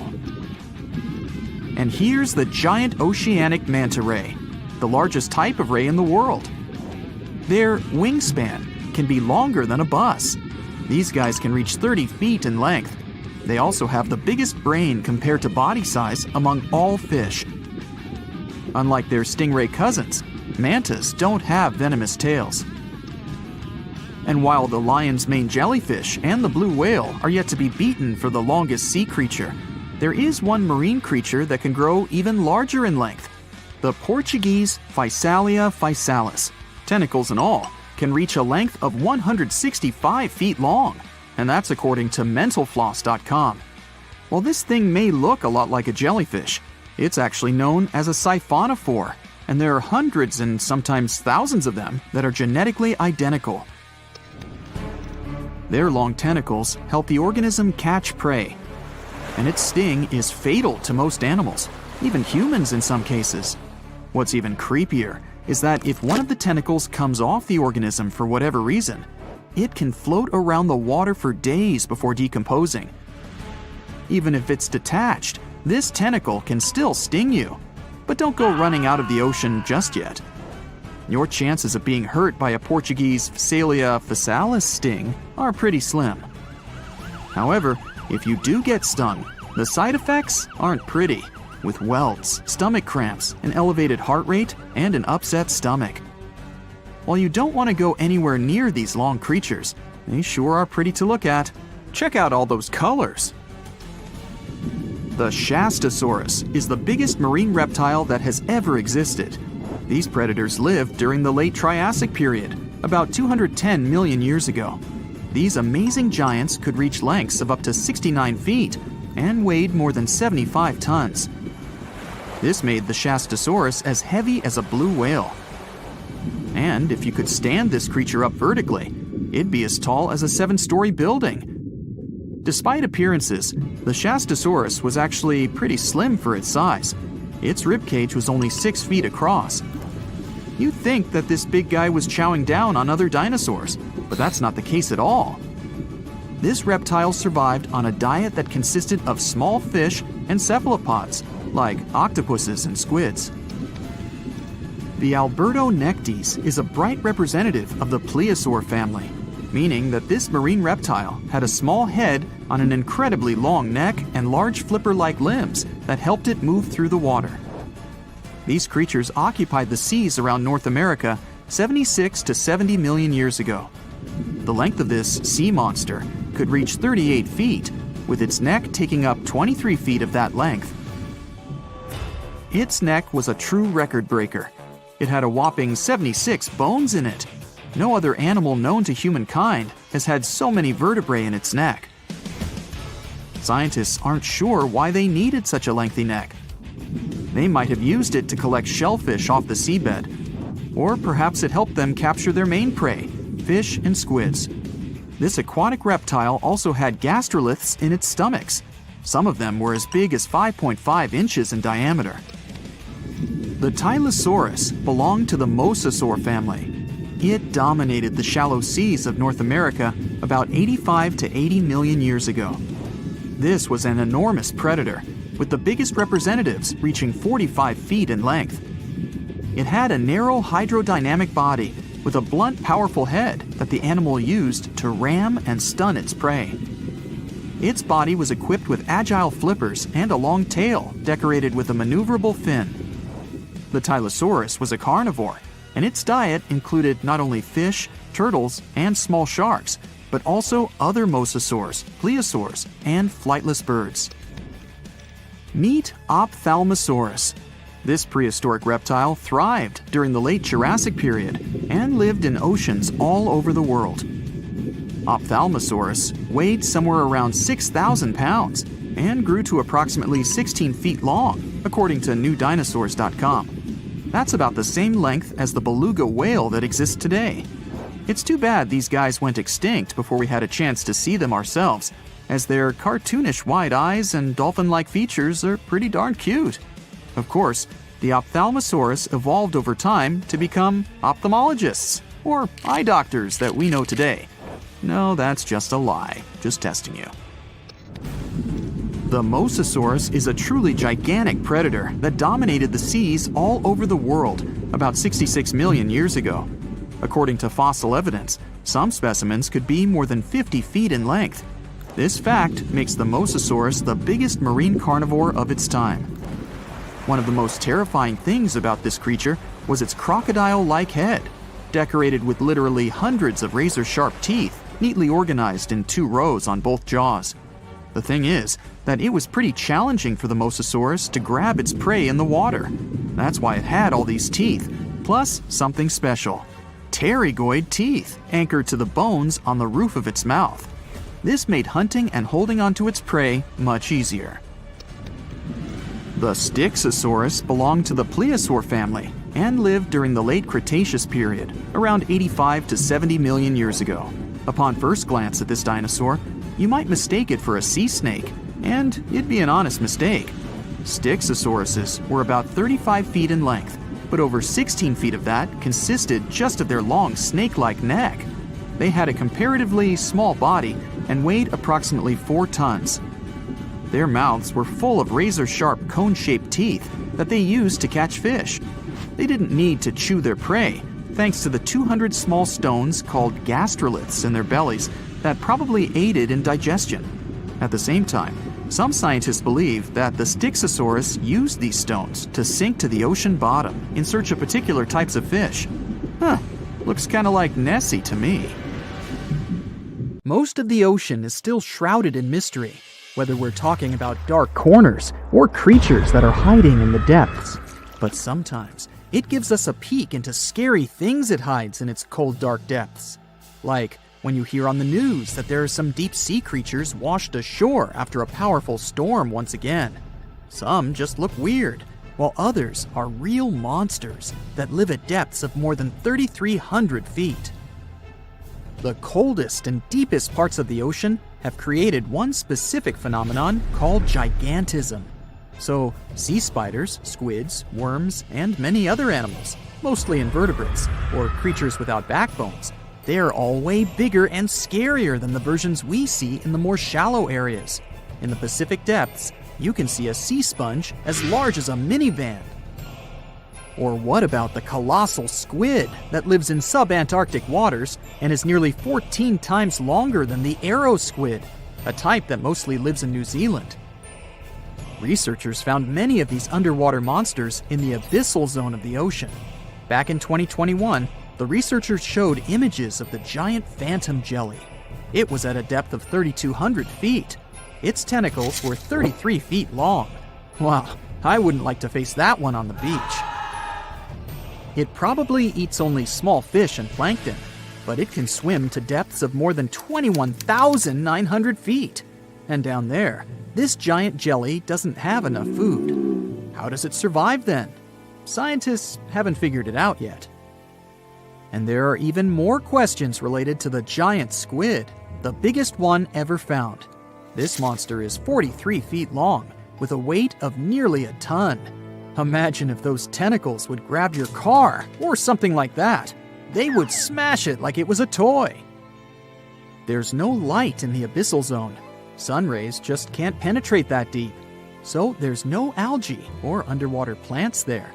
Local animals mostly eat snow. Marine snow is not like the regular one you build a snowman with. It consists of any small flakes or remains that fall from the surface of the ocean. Maybe even some leftovers that animals up there couldn't eat. So it's not much. But apparently, it's enough for very large creatures that hide deep down there, like giant squids. Squids that generally live at such depths don't bother going after their prey. They just wait until the poor animal swims right up to their long tentacles and falls into a trap. It may not be the best method ever, because not many animals will even swim into these dark, cold parts, but it's the method that saves energy. A giant squid eats only 1 ounce of fish daily, which is approximately 45 calories. That's nearly 50 times fewer calories than an average person should eat per day. So when a squid gets 1 fish, it saves it for a couple of days. I hope giant squids won't get the idea to go to the surface and look for food when there's not enough of it in the abyssal zone. And I hope even more that giant Greenland sharks won't get that same idea. You can find them at depths of up to 7,200 feet. They're twice as slow as we usually walk. They swim at a speed of 1.12 feet per second. Their slowness is part of the energy-saving mechanism that creatures down there need to survive. But they can speed up in the form of short bursts when they need to catch prey. But they kinda change their diet from predator to scavenger, considering their environment. There will be more leftovers falling from the surface than animals to go after. Greenland sharks grow just 0.4 inches per year, and they're mostly 20 feet long, which means they live for a very long time, sometimes up to 400 years. They also have a slow metabolism, and that's one of the main factors for their long life, too. Greenland sharks like to spend their time in cold waters. They're adapted to that, since their tissues have specific chemical compounds that prevent the forming of ice crystals all over their body. That means they have some sort of natural antifreeze. So what makes them so big? Scientists are still not sure, but some theories try to explain it. There's this thing called Kleiber's rule that says bigger animals tend to be more efficient. Just take a small fish and compare it to a whale with a mass hundreds of times bigger.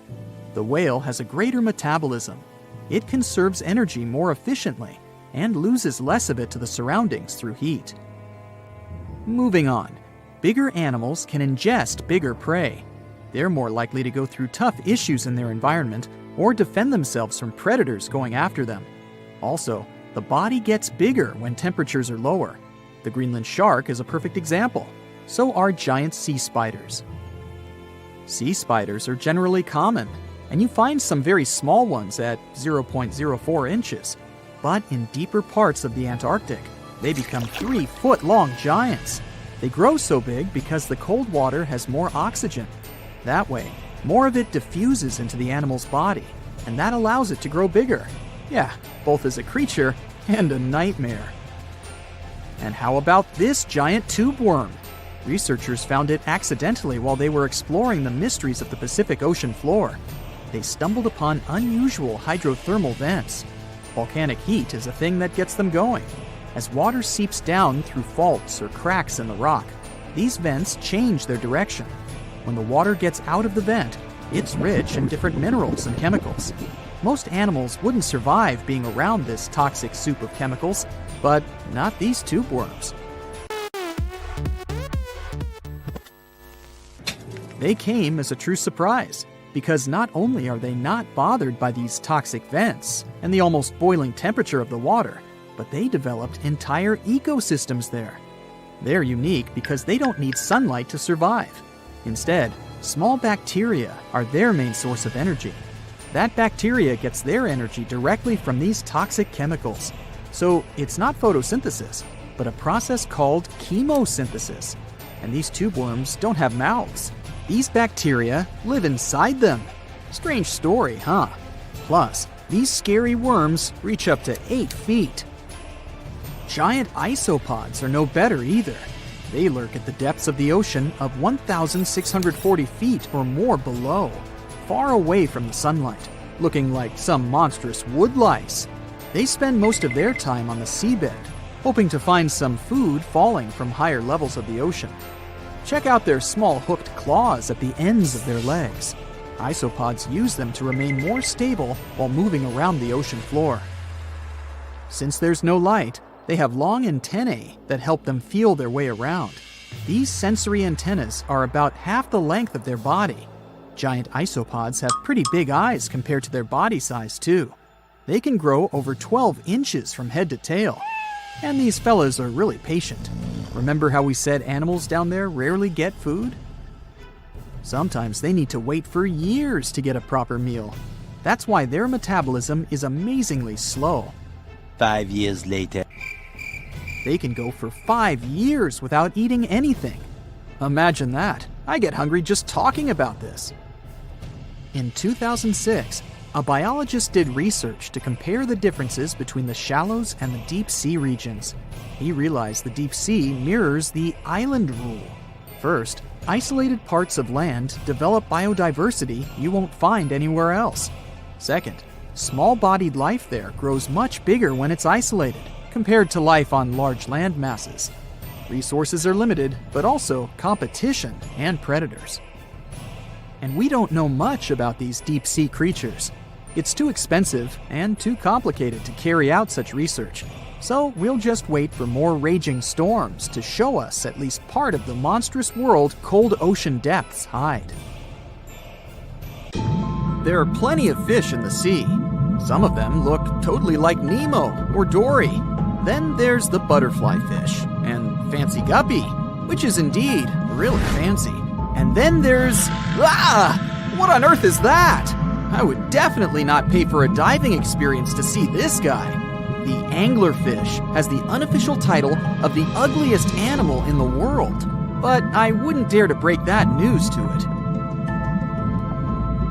There are more than 200 species of anglerfish currently swimming somewhere in the gloomy depths of the Atlantic and Antarctic Oceans, up to a mile below the surface.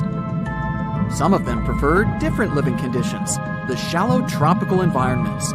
Different kinds of anglerfish vary in shape and size, from the famous black sea devil to frogfish, monkfish, footballfish, goosefish, batfish, and sea toad. The larger ones can be half as long as a full-sized bed, but most are less than a foot long. Since the choice of meals where these guys live isn't that huge, they had to come up with a unique hunting strategy. They don't waste their priceless life energy on following prospective prey. Instead, they use a piece of dorsal spine that sticks above their mouths like a fishing pole, hence the name of the fish.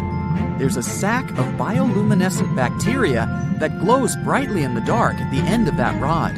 The light lures prey, and all the anglerfish has to do is wait, and then enjoy its lunch delivered right to its mouth. Their bodies are pliable and huge, so they can easily swallow prey twice their size.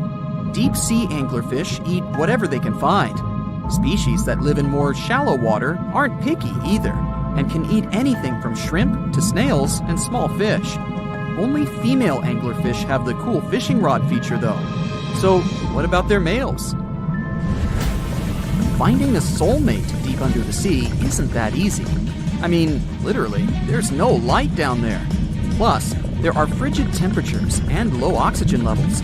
Anglerfish can't afford to go on many dates in those conditions, so they mate for life. And before you go aw about it, I have to tell you, they do it in quite a special way. Male anglerfish are much smaller than their ladies.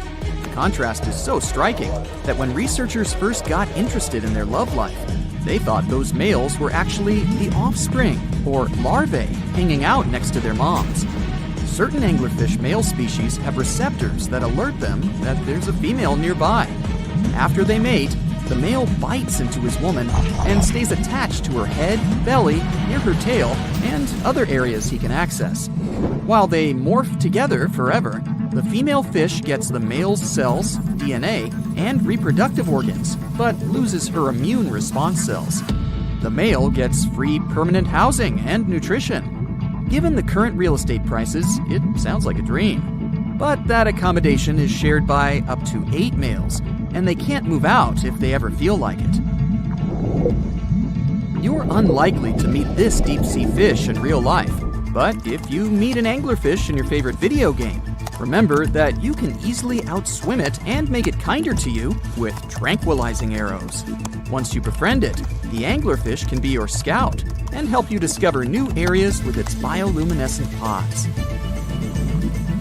Back in the real world, down in the twilight zone of the ocean, about 650 to 3,300 feet down, the anglerfish isn't the only creature you're lucky you'll probably never meet.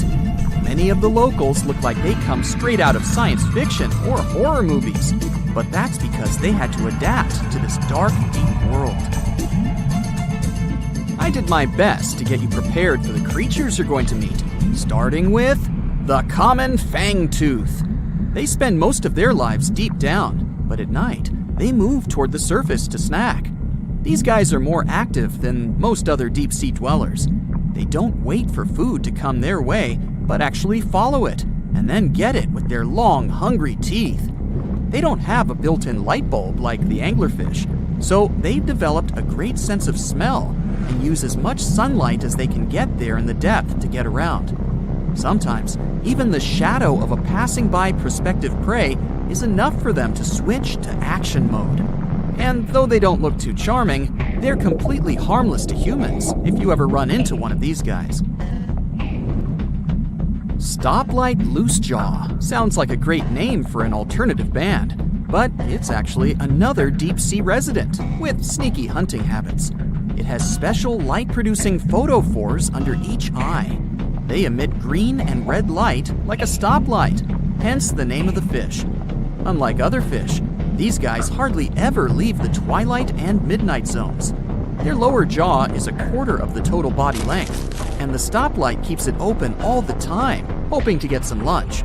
It looks like a ferocious predator, but mostly prefers zooplankton with an occasional dessert of shrimp, krill, and fish. I'm sure you didn't expect to meet a hybrid of an eel and a bird, but here it is! The slender snipe eel has a beak, much like that of a bird, with curving tips. The beak is equipped with tiny hooked teeth that the eels use to catch the antennae of delicious shrimp. And it sure is slender, stretching up to 5 feet and weighing only a few ounces. Scientists don't know all of this guy's secrets, since it's pretty tricky to study in their natural habitat. But it looks like they only produce offspring once in a lifetime, and then pass away. Glass squids like to take it easy in life and literally go with the flow. They're filled with a solution which is lighter than water, so they don't have to make any effort to move around the deep sea looking for food and partners. These creatures are transparent, so they blend into any landscape and don't even cast a shadow while moving. Talk about a great survival tactic. If danger finds it anyway, it can transform into a lumpy ball, pushing its head and tentacles into its mantle cavity. It can also release ink into the mantle and go from transparent to black. The same ink can protect it against hungry whales and seabirds. Another tactic they use to scare off predators is to activate their light-emitting organs around their eyes. I'm getting hungry. Maybe I can snack on this sea cucumber. Ouch, it's moving! So I guess it doesn't belong in a salad after all. These soft-bodied fellows live in all parts of the ocean, from shallow waters to the deep underwater world. Most of them slowly move around with their tiny feet, but some crawl around by flexing their bodies. Sea cucumbers can shed their internal organs when there's a predator approaching. Those sticky organs distract the intruder, and the happy cucumber moves on and just grows the organs back. What's that glistening in the distance? Looks like someone dropped gems in the water. That's a sea sapphire, also known as the most beautiful animal you've never seen. Some males of this type of copepod can change color from deep blue to purple, red, or gold. 1 second later, it's gone. And it's back, shimmering bright. The secret to this magic is that their bodies are transparent and reflect light differently at certain angles. It looks like it's their way of communicating between each other and attracting mates. Female sea sapphires don't have the same superpower, but their eyes are bigger compared to males, probably to spot them from a distance. Males roam wild and free, and their ladies stay in the crystal palaces of strange barrel-shaped jellies called salps.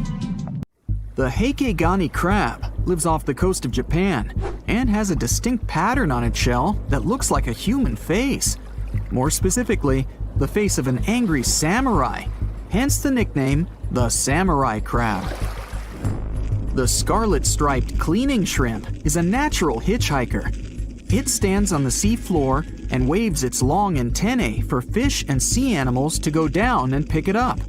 Then it pays for the ride by cleaning the host from bacteria and plankton. Sea salps are often confused with jellyfish, although they're closer to Portuguese man-o'-war.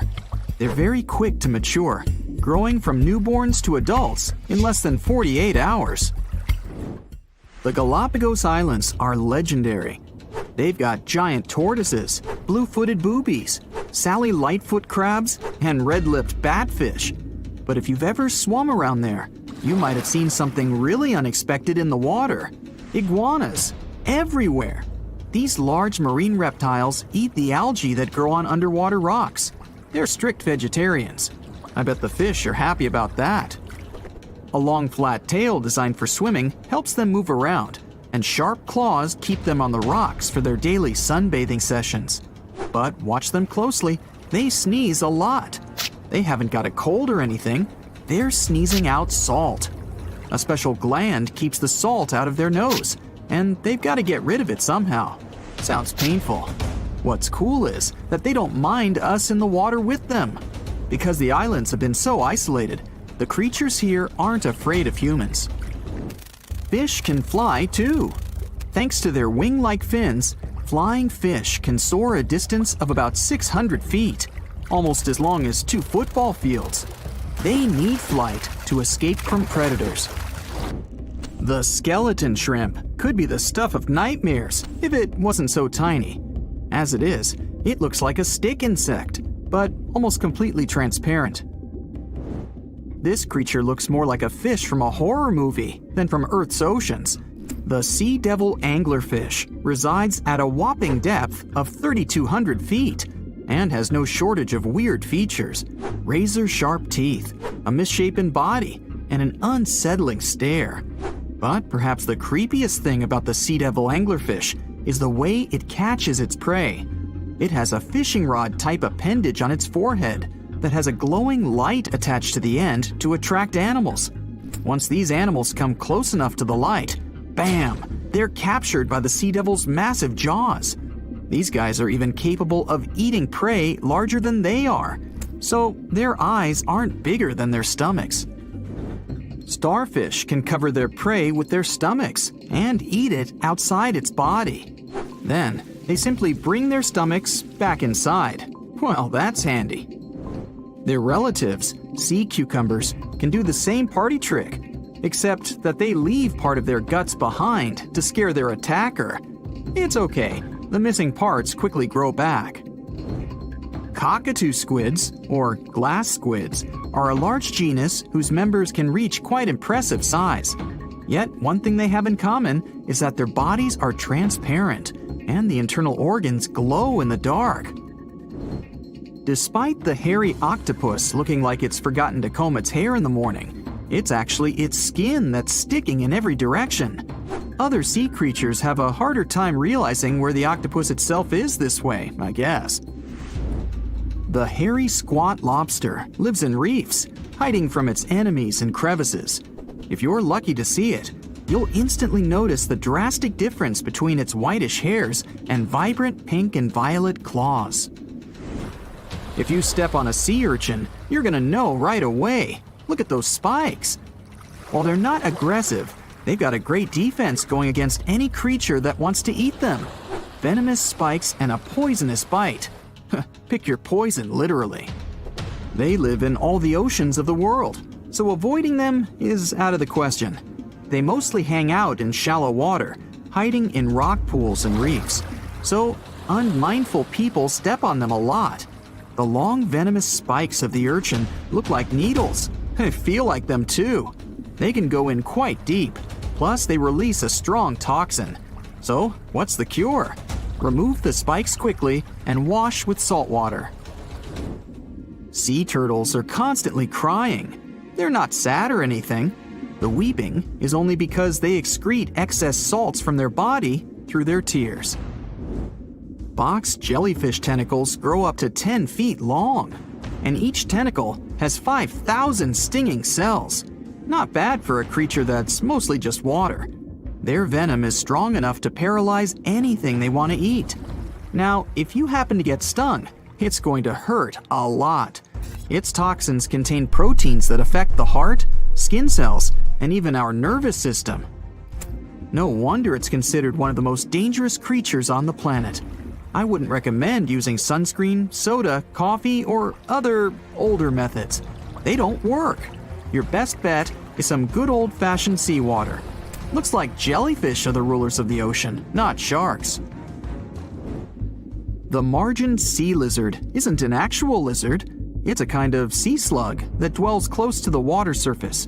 It swims upside down and somersaults to get food. And let's admit, it looks very cute. When some foreign object gets into an oyster's shell, be it a grain of sand, a parasite, or garbage, the thing irritates the mollusk's inner walls. Since the animal can't spit the item out, it envelops it in thin layers that separate from the body. These pearlescent layers accumulate until they form a round pearl. In the past, people believed that pearls were the tears of mermaids.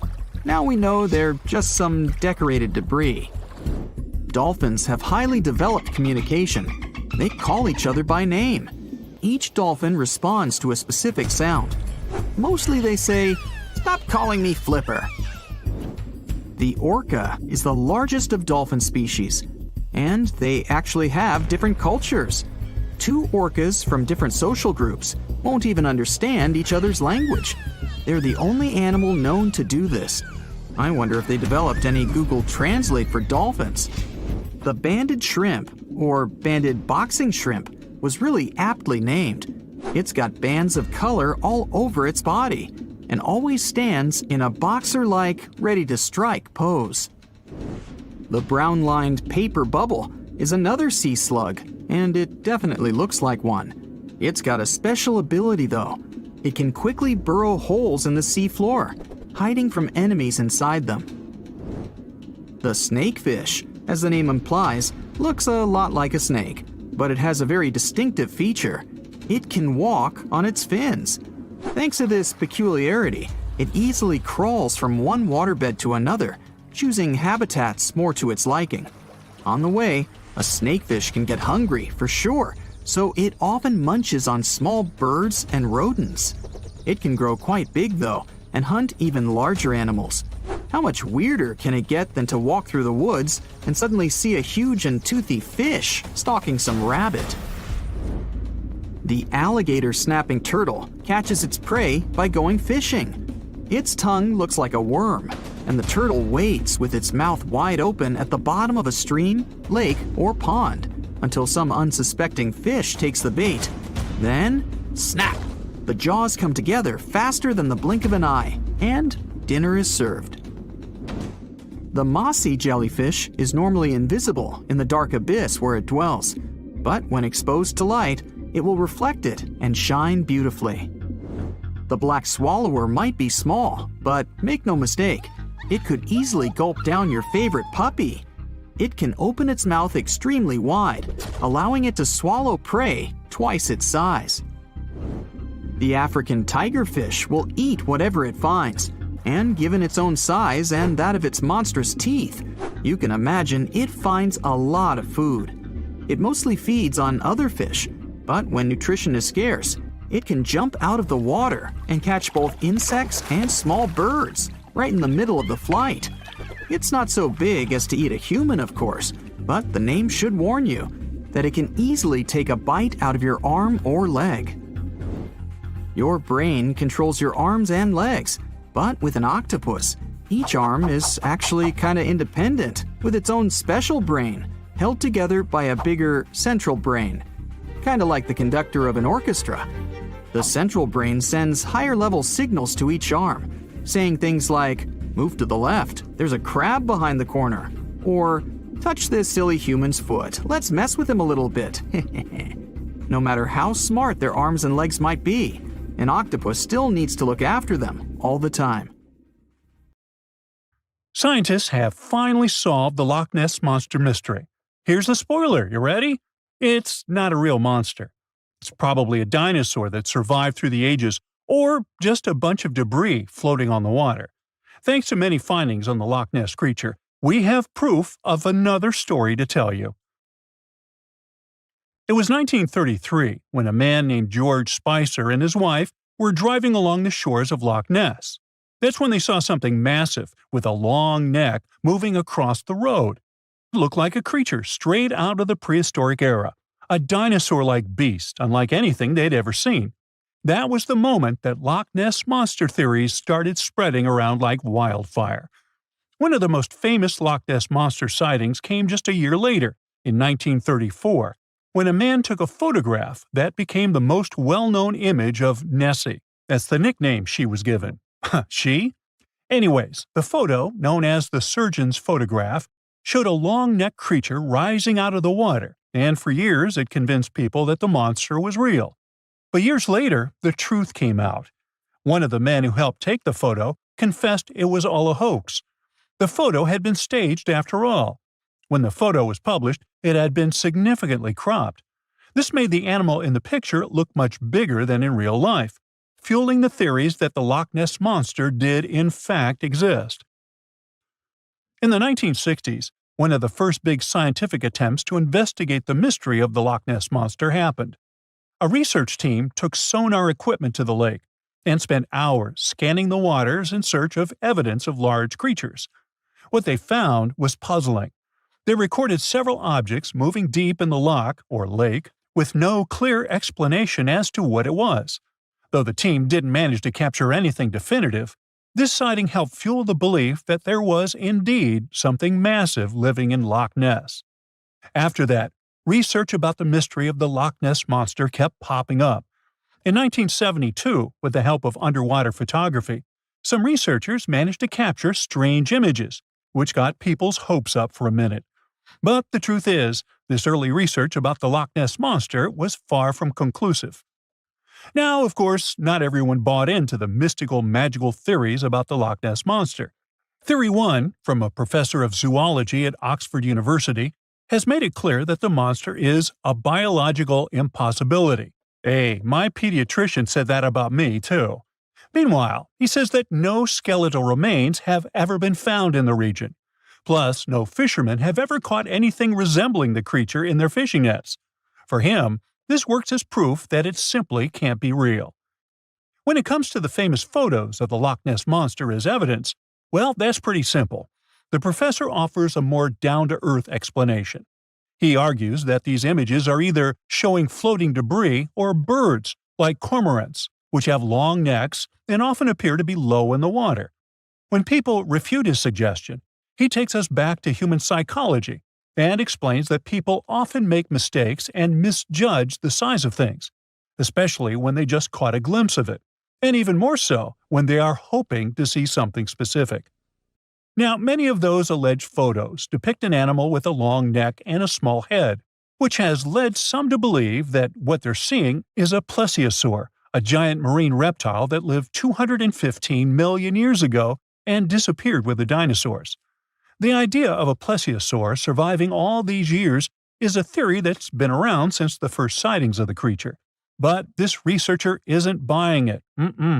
He explains that no plesiosaur fossils have been found in the region dating to anything later than 66 million years ago. The idea of a prehistoric creature still lurking in the waters of Loch Ness just doesn't hold up scientifically. Then there's theory number 2, from a British naturalist who has spent over 50 years investigating the Loch Ness monster phenomenon. His conclusion is a little less dramatic. He believes that most people who report sightings of long-necked creatures are misidentifying other animals. He suggests people think they are seeing a sea serpent. Reports of sightings from the Loch Ness monster have been around since the 6th century CE, long before they were distilling Scotch whiskey or other explanations. Early reports of these sea serpents describe large creatures with long snake-like bodies and multiple humps. Some say the creatures were as big as boats, and many swore they saw something swimming in the waters. Many of these early sea serpent sightings may have been misunderstandings or exaggerations of normal animals in the loch, like large fish or even swimming birds. They could have been large eels, which are known to live in Loch Ness. These eels, especially when they're moving, might have given the impression of a long, undulating creature in the water. People who saw these eels from a distance, particularly in low light or misty conditions, might have mistaken them for something much more mysterious. Theory number 3 says something else. Nessie is just a series of standing waves. These happen when two boat wakes move in opposite directions, creating a big hump in the water that could look like a creature from a distance. Loch Ness enthusiasts even showed how it works, with footage from Fort Augustus, where a river meets Loch Ness. These enthusiasts had big plans to use drones with infrared cameras and special underwater microphones to search the loch. Now, Loch Ness is massive, stretching around 23 miles long and more than 700 feet deep. So, they thought they needed drones and infrared cameras to put an end to this discussion. But despite everything, they haven't found Nessie.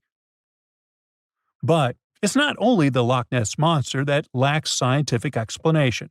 There have also been scores of sightings of Yetis and Sasquatches that no one can really explain.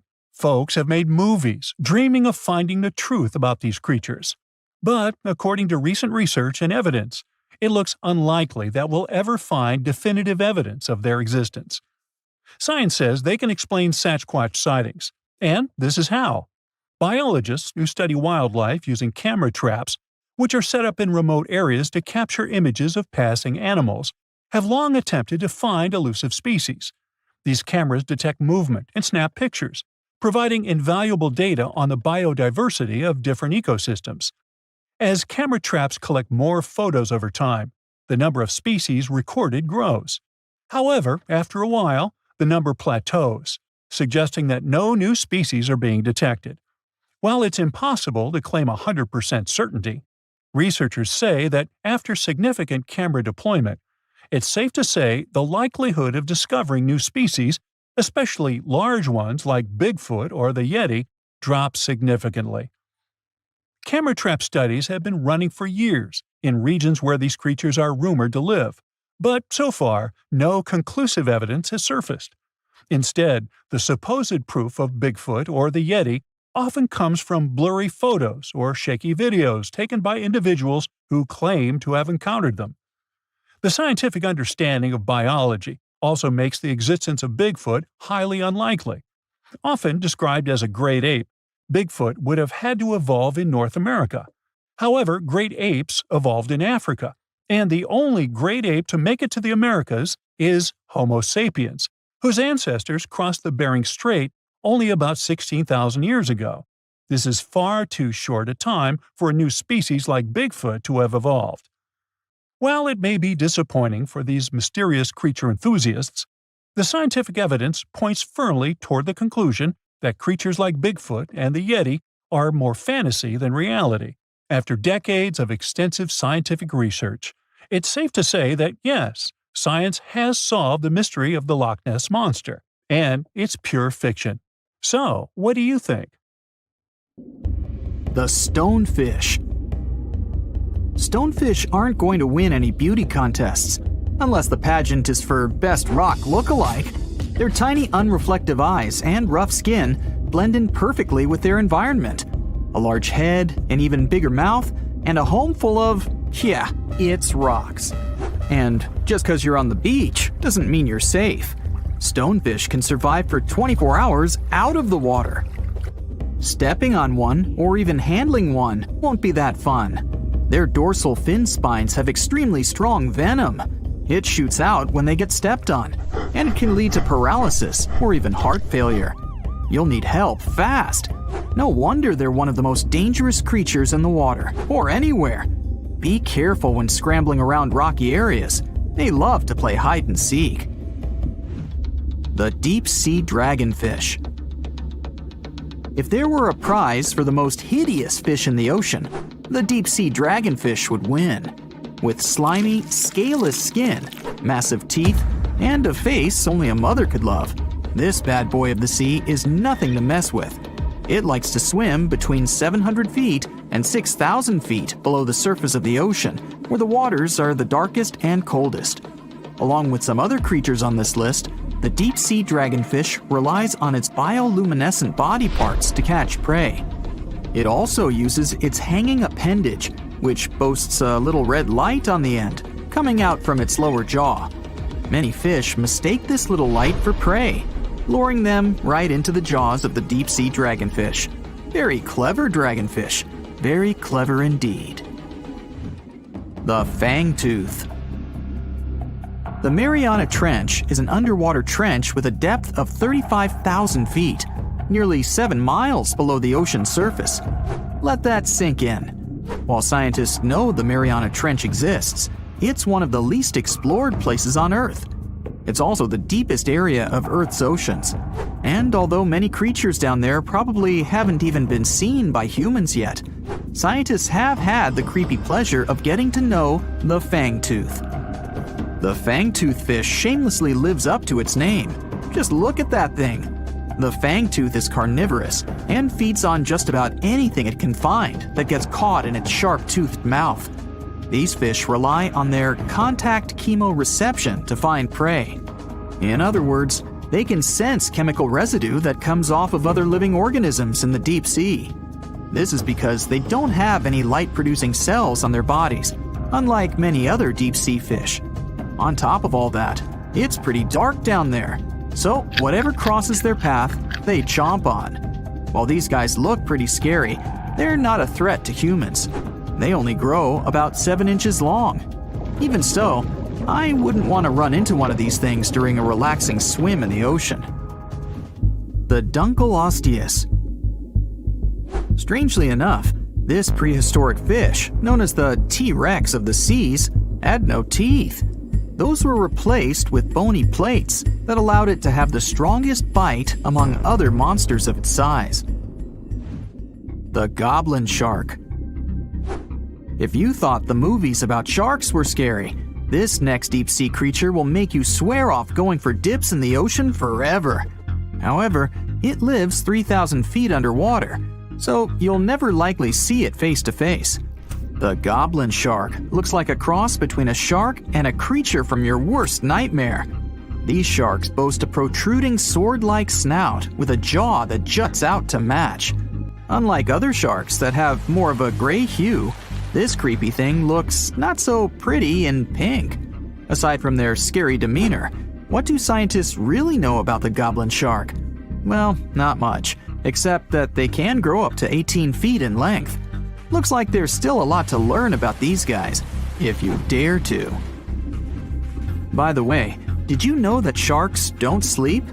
Many species have to keep water moving over their gills to get oxygen, so they can't fall into a deep sleep like we do.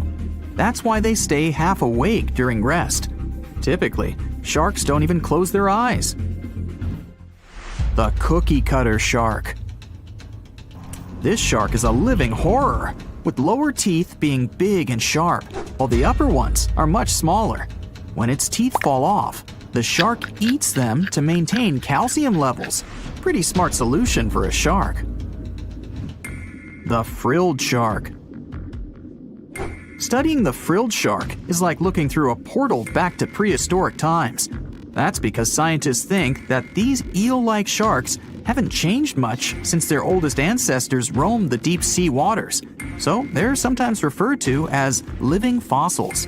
These sharks' mouths are filled with a terrifying 25 rows of backward-facing sharp teeth, 300 in total. They're designed to grasp prey and hold them tight so they can't get away, according to early studies of the shark conducted in 1884 and published in the Bulletin of the Essex Institute. Luckily for swimmers, the frilled sharks live between 390 feet and 4,200 feet below the ocean's surface, so they'll probably never run into them. Probably. This is probably the worst nightmare of any dentist. The northern stargazer. Take a look at this cutie. The northern stargazer is definitely not something you'd wish to see on the ocean floor. This horrid creature hides its body under the sand, leaving its face above to wait for prey. The tasseled wobbegong. Here's another carpet shark on our list. It lies low on the bottom of the sea and patiently waits for its prey to come by. The Australian ghost shark. The Australian ghost shark isn't really even a shark, but a very bony fish. It's also a living fossil. It hasn't changed within the last 400 million years. Believe it or not, sharks and humans have a common ancestor that lived around 440 million years ago. Even though we both evolved in our own way, there are still some signs of that connection. For example, the genome of an elephant shark is very similar to humans. The Leopleurodon. This list of terrifying creatures would be incomplete without mentioning the terrifying and prehistoric Leopleurodon. This carnivorous marine reptile existed during the Colovian stage of the Middle Jurassic era and ruled the waters at 9 feet in length. Scientists believe Leopleurodon thrived in this deep-sea trench because of its ability to swim long distances and its 4 paddle-like limbs. While they probably weren't able to propel themselves toward prey like other animals of the area, they did manage to accelerate and attack very ruthlessly and efficiently. Additionally, they relied on their long snouts to smell prey, which leads scientists to believe they didn't rely on sight for hunting. This means they could have thrived in the dark Mariana Trench. Around 150 million years ago, Leopleurodon became extinct due to competition for prey against other thriving marine reptiles. And I think I speak for all of us when I say, thank goodness for that. Considering that scientists have only explored 5% of the ocean floor and found some of the scariest sea creatures imaginable, one can only dream of what other animals reside in the deep sea waters. Perhaps it's best to keep them in your imagination. Am I right? The megamouth shark. This shark is a filter feeder, and it's friendly to humans, although its huge mouth can look quite threatening.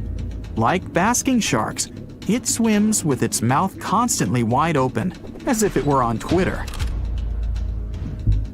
The gulper eel.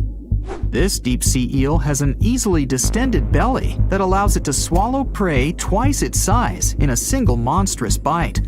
They have very unusual jaw shapes and can reach about 2 to 3 feet in length. Do you see that large log near the ocean floor? Maybe it's part of an old ship. Treasure, gold, diamonds, I'm rich! Well, as you get closer, you notice something. It's swimming! It's not a shark or a dolphin, it's a saltwater crocodile! Now don't panic. If you bump into one of these reptiles in the sea, it's unlikely it'll think of you as food. Crocodiles have a special valve in their throat that stops them from drowning underwater, but that doesn't mean they can't bite. Usually, they're heading to a nearby island, and the quickest way there is to body surf. They can't really take the ferry, you know. Watching one from a distance should be okay. Just don't swim to shore right away. They love to ambush their lunch in shallow water. If there's one time I'd want to see a great white shark, it's when I'm diving with crocodiles. They'll gladly take a crocodile-sized nibble, given the right motivation. There's a creature somewhere deep in the ocean looking for prey that would make Dracula himself proud. It's been around since before even the dinosaurs walked the earth. It has no bones or jaw, but it doesn't stop this underwater vampire from hunting. The name of this eel-like parasite is the Pacific lamprey.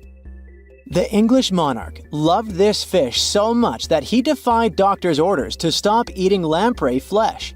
He got sick every time he'd have the original gooey fish.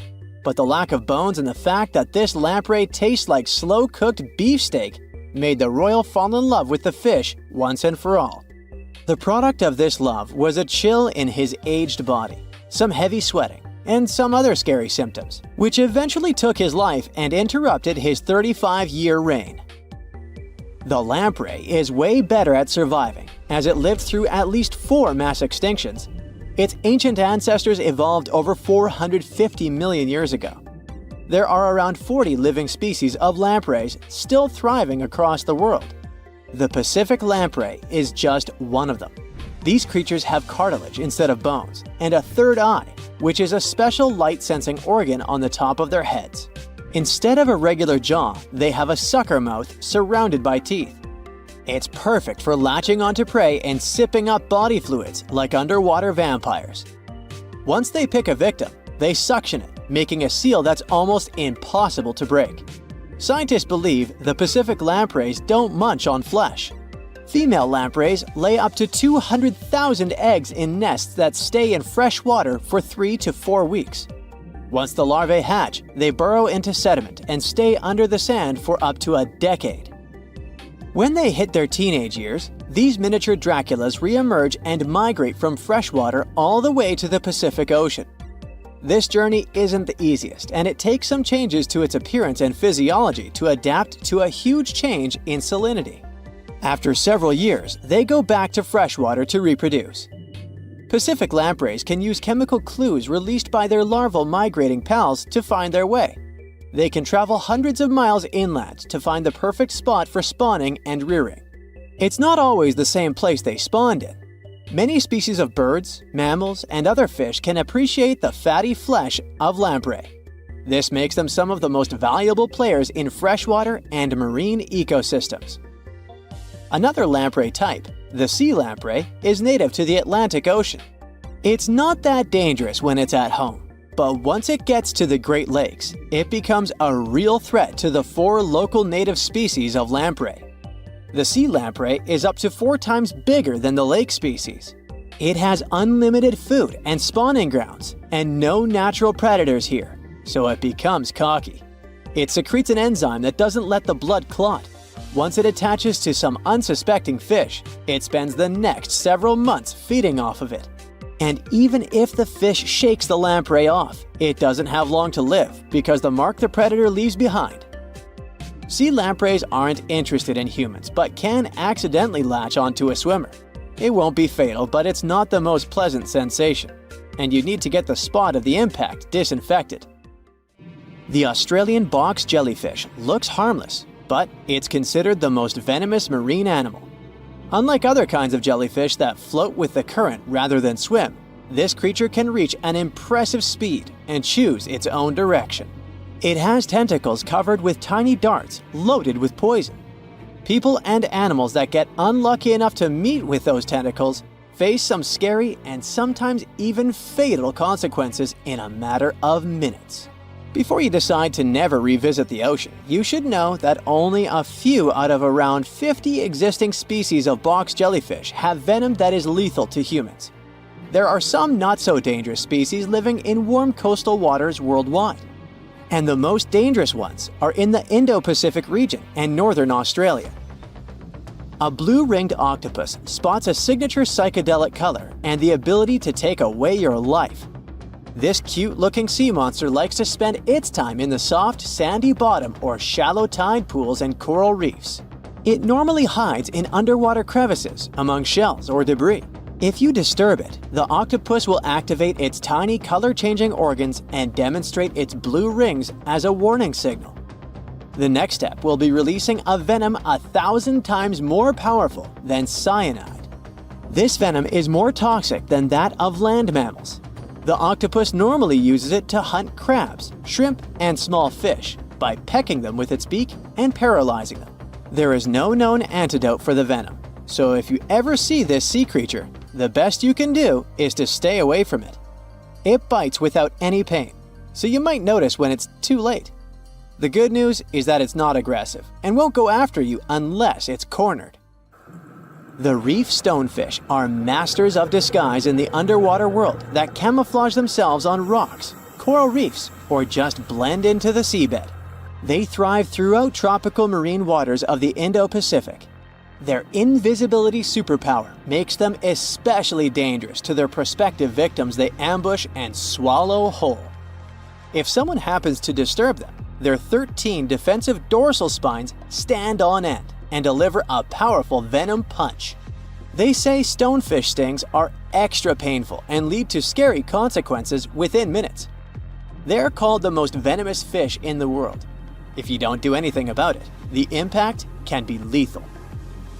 If you ever go diving in the Pacific Ocean, be careful not to pick up a cone snail from the seafloor. It has a beautiful shell made of brown, black, or white patterns. Like most other snails, it's slow, but it has a complicated system of seeking out prey. It likes to snack on fish, marine worms, or even other snails. Once a cone snail senses food is near, it activates a sharp proboscis, or a needle-like protrusion from its mouth. The attack is swift and super potent. The victim doesn't even have time to realize what happened to them. Once it's completely incapable of moving, the cone snail swallows it whole. Humans aren't on its menu, but it can still release the venom if someone steps on it or disturbs it. The proboscis can even penetrate gloves. Luckily, only several out of over 700 species of cone snails can take a human's life. But since there's no antivenom, you better not risk it. All 52 known species of sea snakes living mostly in the warm tropical waters of the Indian and Pacific Oceans are venomous. The beaked sea snake even has the title of one of the world's most venomous serpents, but it's one of the few kinds that can pose a real threat to humans. Sea snakes prefer a peaceful coexistence and would rather slither away than engage in any confrontations. If you ever see them in the water, staying calm and moving slowly will save your life. Sea snake bites, although almost painless at the moment, can have varying degrees of impact. Some may only cause mild symptoms, while others can lead to severe outcomes. Most bite reports come from accidental encounters, like someone freeing them from nets or unsuspecting beachgoers stepping on them. Blue dragons rarely grow larger than the size of a grape. They like to swim belly up, so their brightest blues blend in with the ocean waters. And the silver front faces down and camouflages with the darker seabed. Blue dragons feed on another dangerous sea creature and store up their stinging cells. Their venom lives on even after the fish itself is no longer alive. That's why you should be extra careful and never pick up or step on them on the beach. In the past 30 years, scientists have made an incredible discovery of a new creature living deep beneath the surface of the ocean. And the name of the creature is the harp sponge. Now, if you're wondering why it took so long to come across this animal, then I might have the answer. These creatures typically hang out at a depth of roughly 11,100 feet beneath the ocean's waves. This sponge species was first discovered off the coast of California thanks to a robot that was sturdy enough to explore those crazy depths the ocean has to offer. This is no doubt an area of the planet where even the most benign-looking creatures can be potentially dangerous. But even scientists were surprised to find that this creature was more than just a sponge. Now, this might seem obvious, but the harp sponge got its name because its basic structure, referred to as a vein, is the same shape as a harp. Each vein is made up of a horizontal branch supporting several parallel vertical branches. But don't let the harp sponge's fanciful and amusing appearance or its non-intimidating name fool you. Yeah, the harp sponge is very much a deep-sea hunter. It has a unique ability to capture and envelop small animals using its rhizoids, short, thin fibers. With their help, the harp sponge clings on to the soft, muddy bottom and catches tiny creatures that get swept into its branches by deep-sea currents. Uh-oh. Other sponge creatures often feed by pulling bacteria and bits of organic matter from the seawater and filtering them through their bodies. But not our harp sponge. Instead, it snatches its future meal with minuscule barbed hooks that cover each of the harp sponge's branches. Now, harp sponges prefer tiny crustaceans like crabs, crayfish, shrimps, and prawns. Once the harp sponge has one of them in its clutches, it envelops the animal in a thin membrane before slowly beginning to digest it. So, pal, what's eating you? Oh, Harpo? Too bad. Researchers believe that harp sponges use this method of feeding because there aren't enough nutrients that deep down. This makes traditional filter feeding less effective. Research has shown that the creature is still in the process of evolving. Early harp sponges, researchers found, only had 2 veins. But later, scientists discovered other harp sponges that had 6 veins. The harp sponge might have evolved this elaborate candle holder-like structure to increase its surface area. In general, harp sponges typically grow up to a length of 1 foot, but researchers have seen a creature that was 2 feet in length. The harp sponge is not only very unusual, but also beautiful to look at. See those tiny white balls on top of the branches? Now, why don't we look at some other creatures that live below the photic zone of Earth's oceans? The photic zone means the area beneath the ocean's surface that still receives some sunlight. Thanks to this, there are loads of different creatures and organisms living there. Any animal living beyond this layer qualifies as a deep-sea creature. The Tomopterus worm is a segmented worm you can find in the twilight zone of the ocean. This is the area that lies between 650 and 3,300 feet beneath the surface. These creatures are often no more than 1 inch long, but the largest of them can grow up to 1 foot. While swimming around and feeding, these worms do what researchers describe as an amazing smooth dance. That's because the creatures can swim extremely quickly and maneuver at tight angles with ease. Now, I know most people hear the word worm and think of the common earthworm, so it's quite interesting to know there's a deep-sea worm out there that never leaves the water during its entire life. Similarly, most of us try to avoid jellyfish that either rest on the sand or sit on top of the ocean waves. This isn't the case with a chrysota jelly. That's a deep-sea creature too. This beautiful jellyfish is mostly ruby red, bright orange, or electric purple. That's what helped researchers realize they had found a new species of jellyfish. The creature grows to a maximum size of 1 inch across. It has tentacles that stretch out in every direction. Now, if you come close to this jellyfish, it'll pull all these tentacles in toward its body before rapidly swimming away to avoid danger. Yes, you are dangerous. The chrysota jelly is extremely rare. You won't see it very often. You might need to borrow that deep-sea diving robot I mentioned earlier. While worms and jellyfish might seem quite harmless, this isn't the case with the Pacific viperfish. Ooh. This creature is equipped with a noticeably big mouth, like me, and the needle-like teeth inside are key to its hunting strategy. Pacific viperfish live at around 5,000 feet below the ocean surface, but they're among those numerous marine animals that migrate each night from the ocean depths toward shallower waters to dine. What's on the menu for dinner tonight? Lots of small fish and shrimp. The creature can grow up to 12 inches in length. Its 2 front fangs, which stick up from the fish's bottom jaw past its own eyes, are especially dramatic. When the fish unhinges its jaw, its mouth can open wide enough to engulf smaller animals, and the teeth form a cage to prevent an escape. Now, have you ever seen an underwater creature that looks like a strawberry? Trust me, it does exist. Just look at these dots on the strawberry squid. The creature has a big eye and a smaller one. You might think this unconventional pairing would be awkward and uncomfortable, but it's actually the opposite. The big left eye looks upward. It spots shadows cast by other animals in the dimly lit waters above. The eye's tubular shape helps it collect as much light as possible. On the other side of the squid's head, you can see its right eye. It's small and looks downward.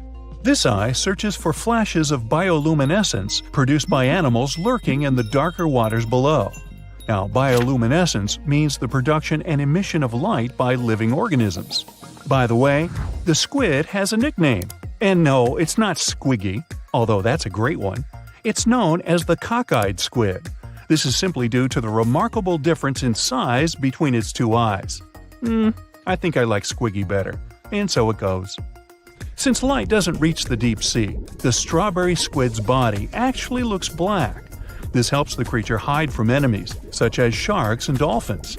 In general, the strawberry squid grows to a length of 5 inches. It typically lives around 3,000 feet below the surface, but floats to shallower waters at night. Now, the feather star is a marine creature without a backbone, but with feather-like arms that radiate from the center of its body. These creatures first appeared around 200 million years ago. Related to sea stars, they look like a flower, but if you approach them, they'll quickly swim away. But not all feather stars can swim. Many species can only crawl along the bottom of the seafloor. Like some of the other deep-sea creatures we've looked at, the feather star can adapt to its surroundings. It has a creepy ability to shed its arms, the same way some lizards can shed their tails. This also helps them escape from their enemies. Feather stars live all across the globe, from the equator to the poles, from the shallow waters on top of reefs to the deep, deep sea. Now, given that we're dealing with mysterious creatures, The name of this one is quite fitting. The swift vampire squid should be the official symbol of life in the deep sea. The animal has a dark red body, huge blue eyes, and a cloak-like web that stretches between its 8 arms. This, along with its name, may suggest that the creature is some form of a terrifying hunter. In reality, though, the vampire squid is a soft-bodied, timid creature, about the size, shape, and color of a football. It grows to roughly 12 inches in length and lives 3,000 feet below the waves. There's almost no oxygen there, but also relatively few predators. Whew, I think I'll need to decompress from this one. It was the largest fish our Earth had ever seen, and its bite was strong enough to crush a car. The largest of its teeth found was the length of a remote control. It consumed about 2,500 pounds of food a day. That's like 3,300 cans of tuna for you. The earliest megalodon fossils are from about 20 million years ago, but you won't see its skeleton, and that's because the mighty Meg had no bones. A skeleton made from bones gives most animals their body shape and strength. Sharks, though, come from the same subclass as rays, skates, and sawfish and have cartilage instead of bones. Cartilage is a tissue that is softer and more flexible than bones, but it's still tough enough to shape the body and protect the internal organs. Some areas are more flexible, since cartilage is weaker, and some, like the shark's head, are much tougher thanks to calcified cartilage. Their snouts, though, are made of really soft and flexible cartilage to work like a bumper in case of a collision with some dangers. Who knows if they'd be able to do all this with a heavy skeleton? Plus, cartilage makes their jaws more flexible, and they can open their mouths much wider than they would with a jaw made of bone. Our hero, Meg, was no exception, and it had the strongest bite of all living creatures, which was also made possible by a skeleton made of cartilage. Sharks take full advantage of their cartilage. It helps them swim and turn fast while hunting. One drawback of this type of skeleton is that it was really tricky for scientists to establish the shape and size of Meg. Normally, they would do it using fossilized bone skeletons or their parts. With Meg, they had to guess based on the teeth they found and comparisons with living relatives. A more recent 3D computer model was based partially on scans of a preserved spine discovered in the 1860s. The model showed that Meg was bigger, faster, and even hungrier than scientists had previously thought. Looks like an average megalodon was 52 feet long. That's slightly bigger than the height of the Hollywood sign and weighed 10 times as heavy as an elephant. There were also much bigger creatures. Scientists still aren't sure how the megalodon got this size. The fact that there were bigger and smaller Megs probably has to do with a little something called Bergmann's rule.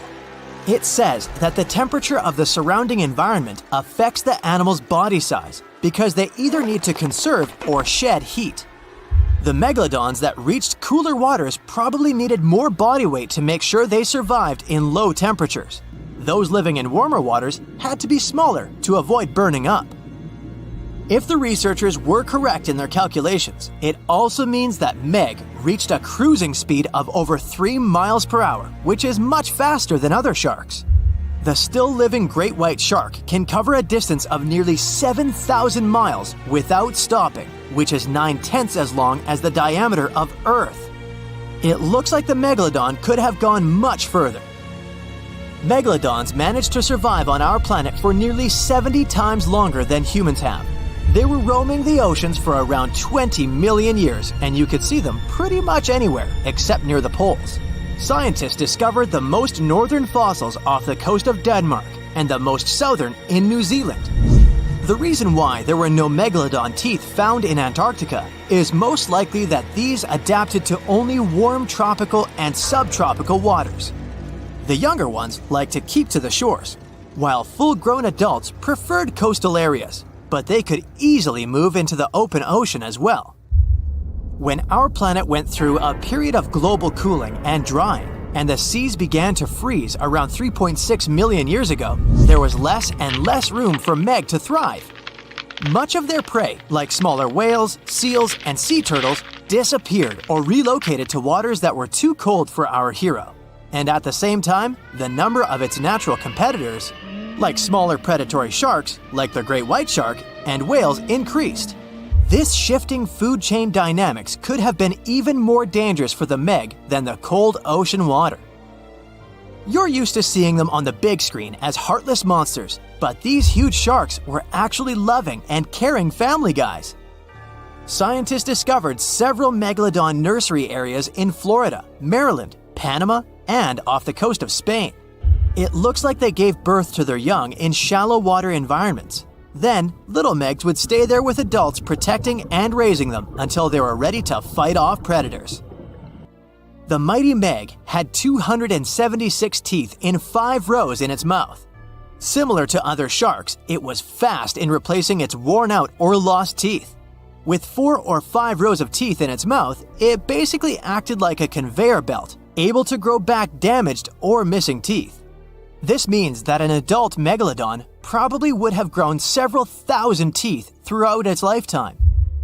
Although the great white shark is often mentioned as Meg's closest relative, they'd hardly be distant cousins. The ancestors of today's great white existed at the same time as the Meg, but they weren't best friends and even rivaled each other. The great white shark wouldn't win in a head-to-head fight with a Meg, but it was a better hunter using its smaller size and agility to snap up the giant's prey quickly. This only left the bigger fish and whales for the Meg, but its food supplies began to run out as the whales swam to the cooler new seas. Rather than a great white, the megalodon is more like a modern bull shark. It had a short snout, a flat lower jaw, and huge pectoral fins to support its massive weight and size.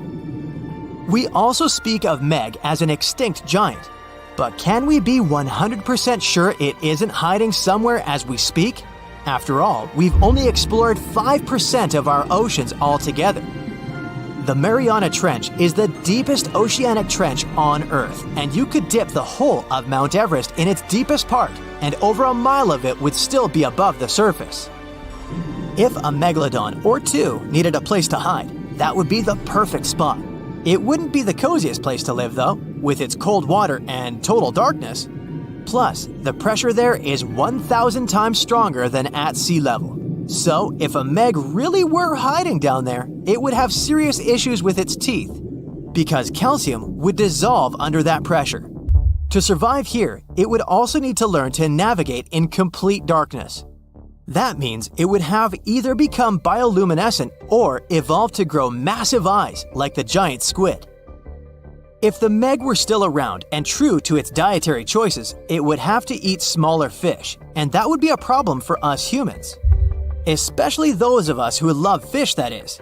And the ocean isn't cooling down these days. The megalodon would love its temperature and would thrive and reproduce faster than ever. Those giants would create some massive problems for cargo ships and cruising vessels. In case you're now scared at the thought of meeting a megalodon, relax. Most scientists don't think it's possible because of our hero's size. Most foods that megalodons like to eat live in shallow ocean areas and not in the deep, deep sea. Meg would need to come up for dinner every now and then, and it's kinda hard to miss a creature this big. They're both giant prehistoric creatures to us, but the megalodons and the dinosaurs never actually coexisted. The dinosaurs probably died out about 66 million years ago. Megalodons seem to have appeared a bit later. If you draw up a map, trace a line connecting the island of Bermuda, Puerto Rico, Miami, and back to Bermuda, what do you get? The infamous triangle, known for swallowing thousands of ships and aircraft over the centuries. But there's a new mystery to this already enigmatic place. Something's lurking deep in the waters below, and it's leaving bizarre clues of its existence. Splash! Your submarine hits the water surface. You descend 100, 1,000, 2,000, 3,000 feet. It's getting darker. The sub's walls creak as the pressure grows. Over 1,400 psi. It's like the weight of a grand piano squeezing every square inch of your body from all sides. You've made it to your destination. All that's left is to spot the beast. Just in time, among the black void, you see a bright green glow off in the distance. It's getting closer. As it approaches, it gets bigger. This is it! The creature that's been leaving strange circular markings on fish, dolphins, whales, and even other sharks. Behold, the cookie cutter shark! Don't let its size fool you. It may be no longer than a bowling pin, but this creature is a parasite. It attaches itself to other marine animals using its neatly arranged serrated teeth. With one bite, it fills its belly, detaches, and goes on about its day. Its mobile snack also swims away with its life. The only evidence of this rendezvous, a cookie-shaped mark on its body. Don't assume you're safe in your submarine. These bold little guys have been known to go after subs too. You decide not to risk the shark punching a hole in the only thing keeping you from being squished to a pulp by the surrounding water. You journey on to meet other bizarre creatures lurking in the Bermuda Triangle. At twice the depth, you'll find the dragonfish. Unlike other deep water inhabitants, these things produce light in the infrared range. Blue and green is what other fish stick to. This gives the dragonfish a huge advantage. It provides itself with light that other marine dwellers just can't perceive. Things that want to eat the dragonfish can't detect this light, as well as the critters the dragonfish likes to feed on.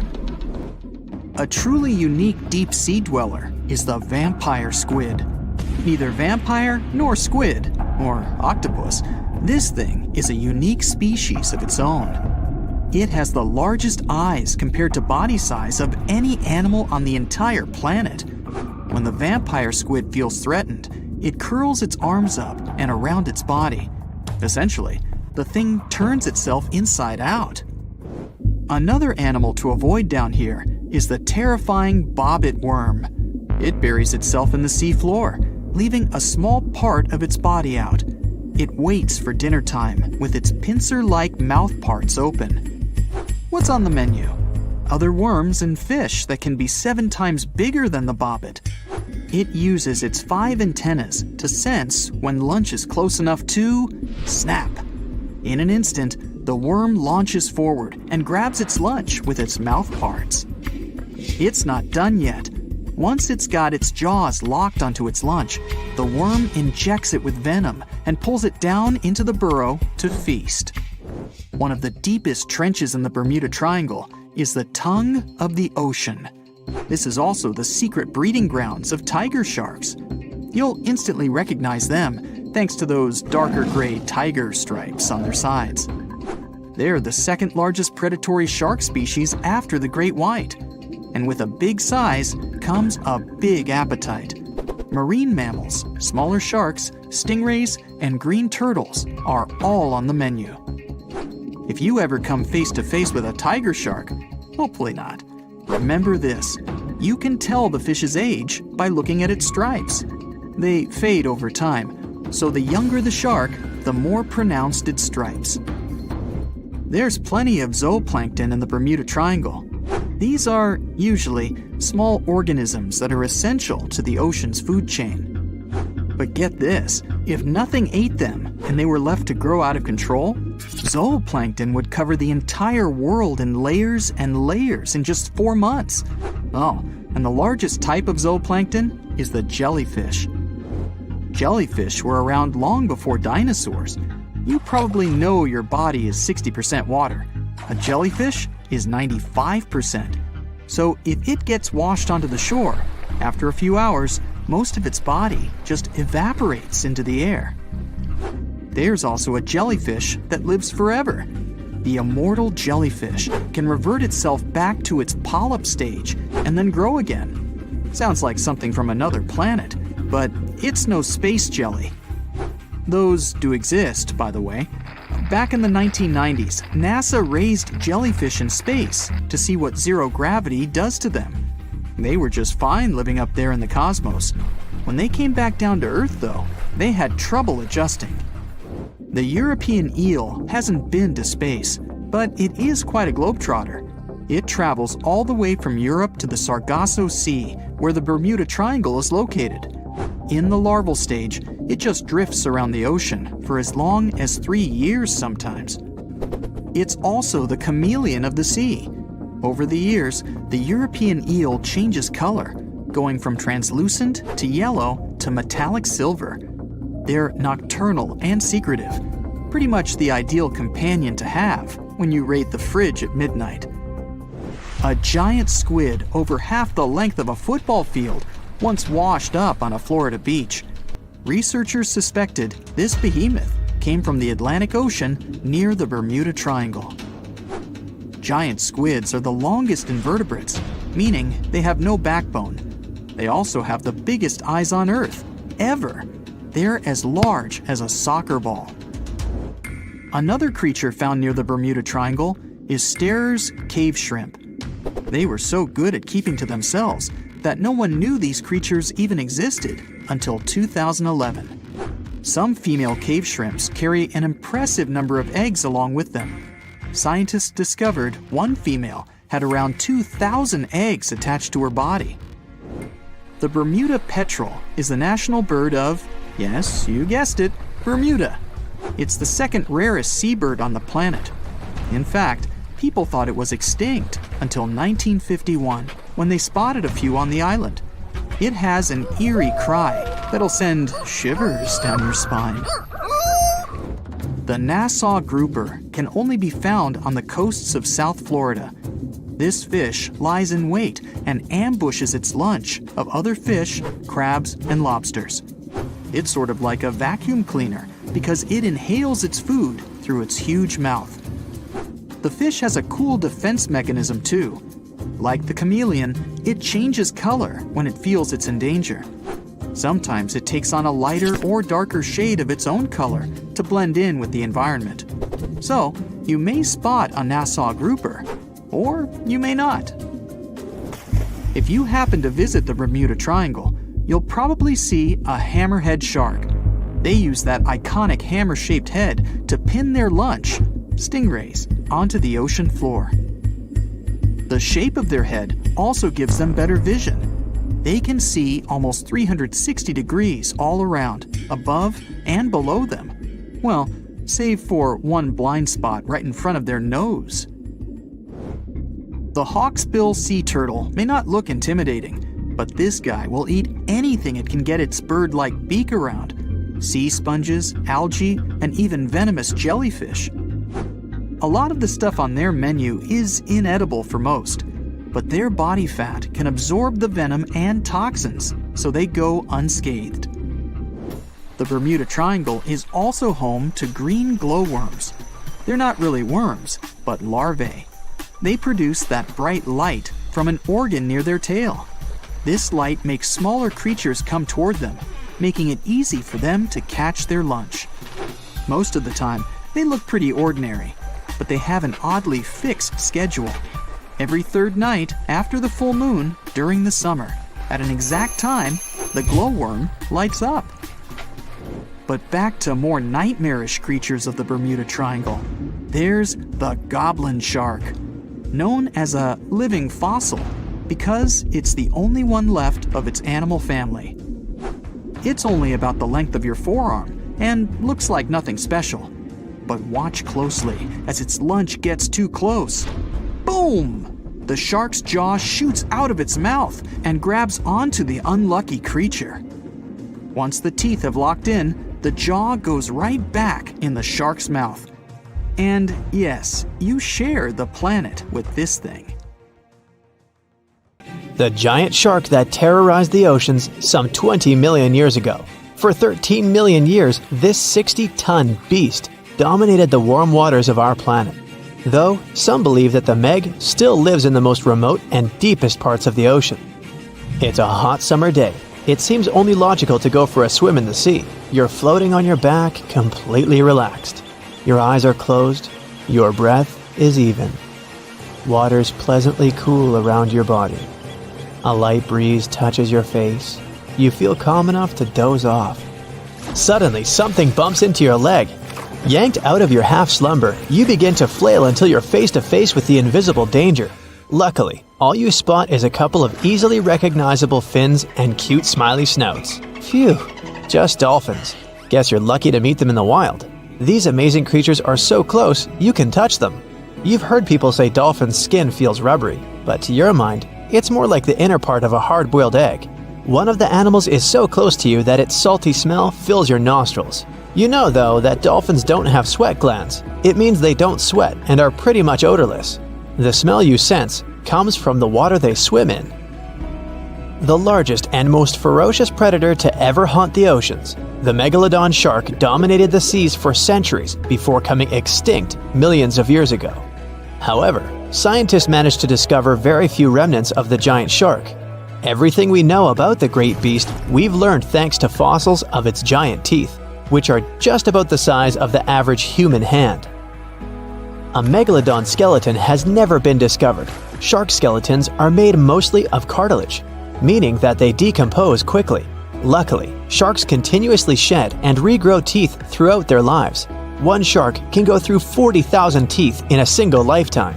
Scientists have managed to study different types of shark species based on their teeth alone. The megalodon shark had around 276 teeth. When they fell out, those teeth landed in the seabed where they stayed for millions of years, fossilizing. Scientists found those teeth, and they're the only real record we have of the megalodon's existence. Megalodon teeth have been discovered all over the world. It means that unlike other marine animals of its time, the megalodon was intercontinental.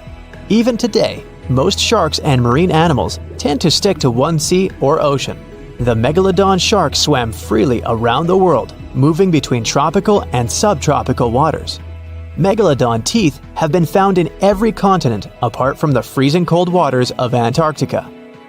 When a megalodon makes a starring appearance in a movie or TV show, it's portrayed to look like a giant version of a great white shark.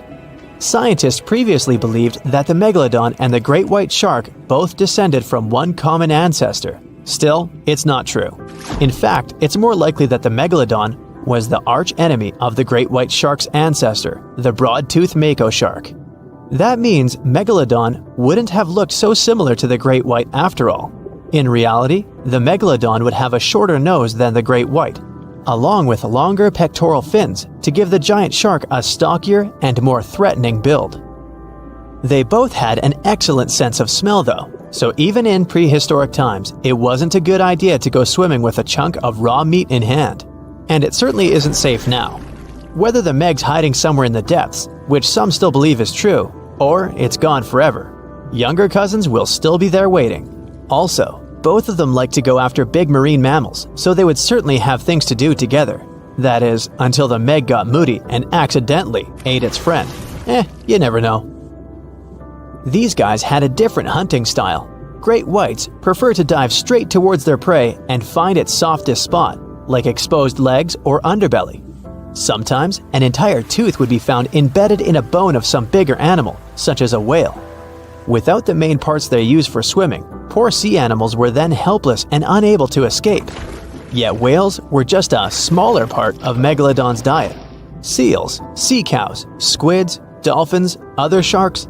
The good old Meg probably wouldn't say no to some random school of smaller fish swimming into its mouth either. Nothing better than a good snack after a big tasty dinner. Even those giant turtles weren't safe with their thick shells. The Meg probably took them as a dare challenge on a daily basis. Scientists have used computer simulations to try and work out the hunting style of the ancient shark. Using this technology, scientists have discovered that the megalodon's attack style was very different from that of modern-day sharks. Modern sharks dive straight for their prey's most vulnerable spot, for example, the soft underbelly of a seal. The megalodon's teeth were uniquely suited to biting through tougher areas of cartilage. So, evidence suggests that a megalodon would first chew the tougher fins of their prey, rendering them unable to swim away before launching into their final attack. Some people believe that the megalodon is still alive today, lurking at the depths of the ocean's waters. But it's unlikely to be true. Megalodons are a warm water species, which means they would be unable to survive in the cold waters of the deep ocean. Most of the megalodon's potential prey live in shallower waters, meaning there would be very little for the megalodon to eat at deep sea level. Simply put, If there was an animal as big as the megalodon still living today, we would have spotted it by now. It is unlikely that you'll run into a meg though. The sharks, like us, preferred warm coastal waters. Deep ocean living would be too cold for the beasts, and food would be scarce. Their entire bodies would also have to evolve to avoid being squished by the enormous water pressure down there. It's unlikely they're still around, but not impossible. Some good news if you do run into one is that the shark is pretty unlikely to eat you. You are way too small a meal for the megalodon, even if you have a couple of friends with you. This guy eats whales that are over 50 feet long. If you're having a beach party though, it's a different story. In a beach full of swimmers, the shark very well might creep up, scooping several humans into its giant mouth without even chewing. The fearsome name megalodon comes from two Greek words, megas, meaning big, and odont, meaning tooth. Combined, they mean big tooth, and it certainly lives up to its name. Just one of its chompers is the same size as a human head. It had 276 humongous teeth in total, across 5 terrifying rows. In all of history, only a couple of saber-toothed cats and the T-Rex had consistently bigger teeth. Now that's a showdown I'd like to watch. The megalodon vanished millions of years ago, leaving only huge teeth to be found by modern archaeologists. They literally disappeared with very few traces left. Scientists believe that over time, deep sea levels dropped and the ocean's temperature went down rapidly.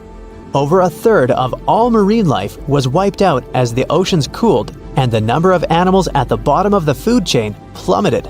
This had a catastrophic effect on the hungry predators at the top. Sorry guys. It became way too cold for these sun-loving sharks too, which made it difficult for them to reproduce since they gave birth in warm waters. The megalodon is usually described as a sort of great white shark, but this is just a common myth. In fact, the ancestors of today's great white existed at the same time as the meg, but they weren't best buddies and were even in competition with each other. The great white shark was a better hunter using its smaller size and agility to snap up the meg's prey quickly. They were also known to eat meg pups, who were only half their size. This didn't exactly help the whole extinction thing. While a great white was no match for an adult meg in a head-to-head fight, they sure weren't scared of stealing their food. This only left the bigger fish and whales for the meg, but its food supplies began to run out as whales swam to the cooler new seas. The whales adapted to prefer the colder temperatures, leaving our friend the meg behind. The megalodons either starved or were frozen into extinction by the Ice Age. Rather than a great white, the megalodon is more like a modern bull shark. It had a short snout, a flat lower jaw, and huge pectoral fins to support its massive weight and size. As scary as they are, these sharks were actually caring family guys. Several megalodon nursery areas have been discovered in Florida, Maryland, and Panama. They gave birth to their young in shallow water environments. We know this from discovering loads of tiny megalodon teeth found in these areas. I wonder if they had nannies too. The sky is burning. The world's oceans are foaming. Thunder and lightning are shaking the air.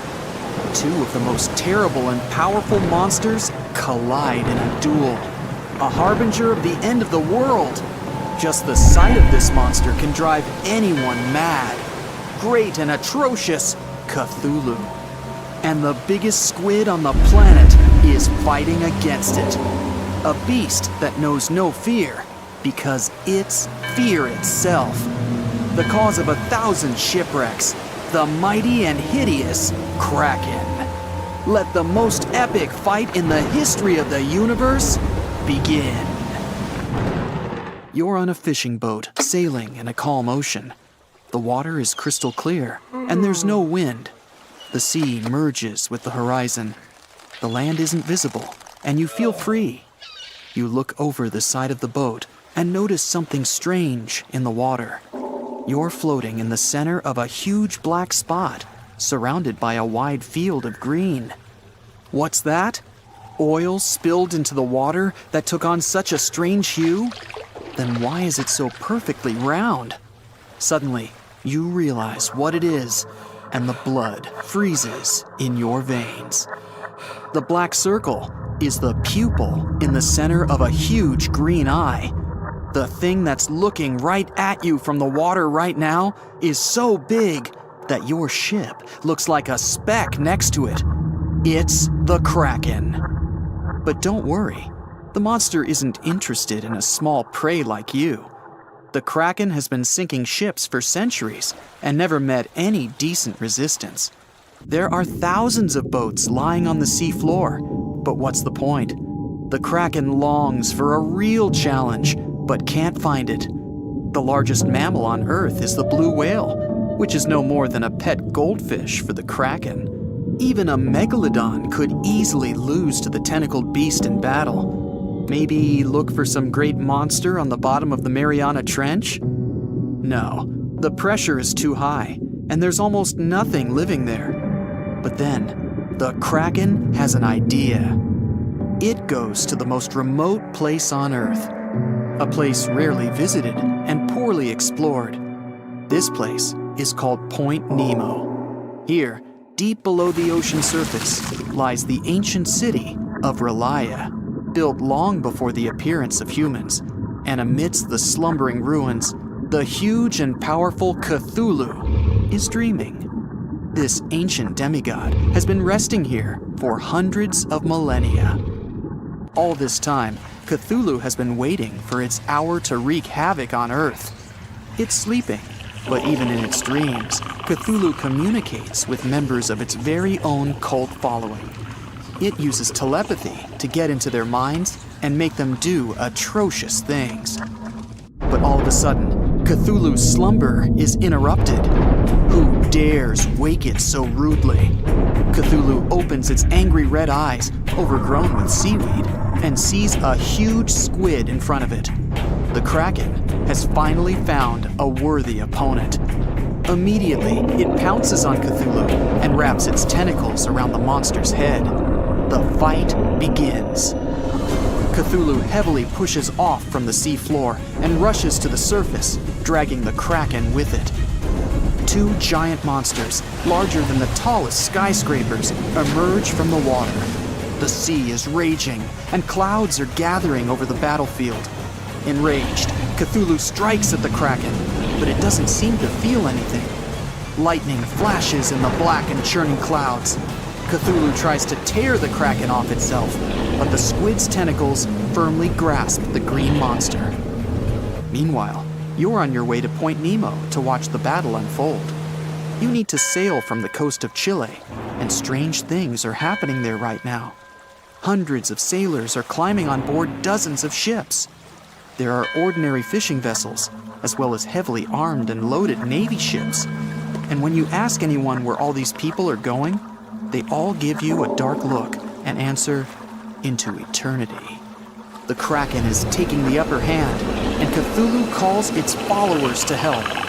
It hopes the ships will be able to help defeat the enemy, but it'll be 2 days before the first of them arrive from land. Cthulhu finally tears off the Kraken and throws it into the water. The squid attacks again, but Cthulhu grabs it by the tentacles and lifts it above its head. Lightning strikes the Kraken, but it's no more than a spark to the giant monster. At the same time, the entranced sailors stand on decks and look in the direction of the battlefield. At night, they fall asleep and see the same dream about the ancient city of Relia. In the center of it, there's a twisted chapel, and inside, Cthulhu sits on its throne, calling its followers. Day and night and day, the monsters have been fighting each other with their last strength. And at last, tiny dots gather around them. The ships have arrived. They're ready to attack the Kraken, and Cthulhu gives them a mental order. But the Kraken has its own ace up its sleeve. It hadn't been sinking ships just for fun. Very often, it saved thousands of marine creatures caught in fishing nets. And now, they and their offspring from all over the ocean come to help the Kraken. Huge octopuses, blue whales, great white sharks, electric eels. They're all attacking enemy ships. Whales are ramming the submarines, and eels are turning vehicle engines off with their electric discharges. Suddenly, the Kraken dives under the water. Did it give up? Got scared? Not likely. Cthulhu looks out into the ocean and waits for the squid to attack. The Kraken swims beneath the fighting people and fish. It starts twisting its tentacles, creating a huge whirlpool. The ships are doomed now, and Cthulhu can only rely on itself. The Kraken is a powerful creature, but it's an animal after all, while Cthulhu is incredibly intelligent, albeit malevolent. It understands that the Kraken is a sea monster and can be defeated once on land. Cthulhu's roar shakes the skies. Lightning bolts strike the ocean. The water is boiling. The ancient city of Relaya is rising from the bottom of the sea. The Kraken can't escape here. It needs water. The squid fights Cthulhu with the last of its strength, but without its element, it quickly loses. Cthulhu is victorious. Now, being woken, it's going to destroy the rest of the world, as was foretold. But the fight couldn't have gone unnoticed. Thanks to satellite data, the world already knows what's happened, and a plan has been devised to put down the ancient monster in case it wins. Fighter jets enter the scene and attack Cthulhu. The monster raises its arms to the sky. Clouds are gathering around it. An electric discharge sparkles in the clouds, and electricity disappears within a few hundred miles, including the electronics on board the jets. They're falling down into the water. There's no way to defeat the mythic beast. But what is it? Satellites are suddenly falling from the sky in dozens. Cthulhu didn't know that Point Nemo is the dumping ground for space debris. Since this is the farthest point from Earth, it's safe to drop idle satellites here. Right now, hundreds of them are falling on the ancient city and bombarding the monster. Disoriented by the sudden assault, Cthulhu retreats back underwater along with its city. Then and there, it decides to go back to sleep for another 1,000 years and wait for a perfect moment to ruin the world. Cthulhu's mind-controlling ability made all the witnesses of the battle forget what they saw. Humanity is again unaware of the dangers from the depths. Cthulhu doesn't want people to be ready for its awakening. If you enter these coordinates in the GPS, you'll see where Point Nemo is. In 1997, oceanographers recorded a mysterious sound from the depths of the sea. It was called the bloop and can be easily found on the internet. This event led many people to believe in the existence of Cthulhu, but the panic didn't last long. It turned out that the bloop was the sound of a glacier splitting.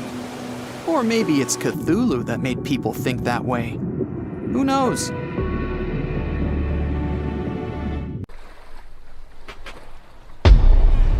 Many terrifying animals live deep beyond the waves, like this vampire squid living 3,000 feet below the surface in almost complete darkness. This animal has a cloak, like a vampire's. That's why it's called the vampire squid. Deep down at the bottom, it can't use ink to defend itself. So this animal has developed an unusual tactic. It glows slightly to scare away predators.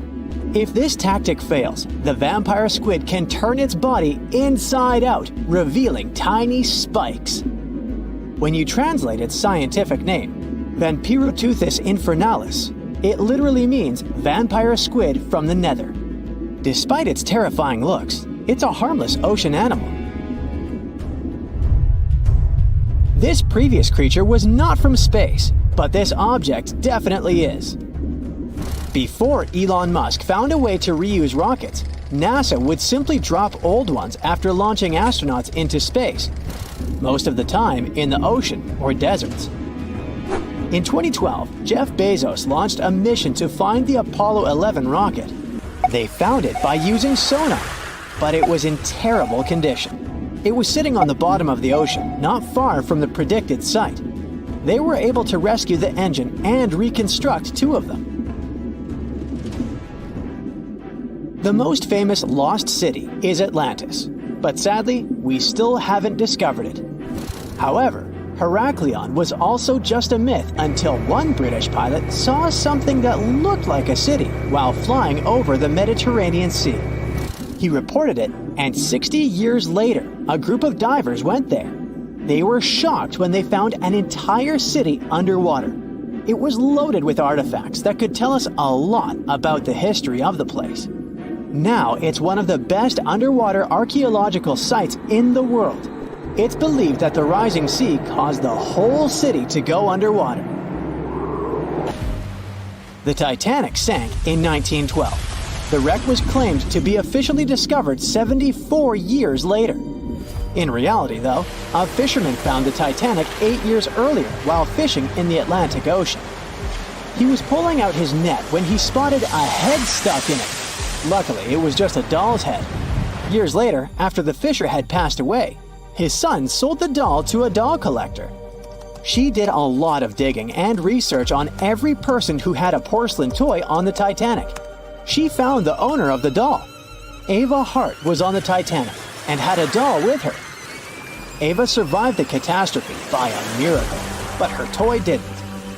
Hart even wrote about the doll in her journal, and every detail matched the toy found by the fisherman.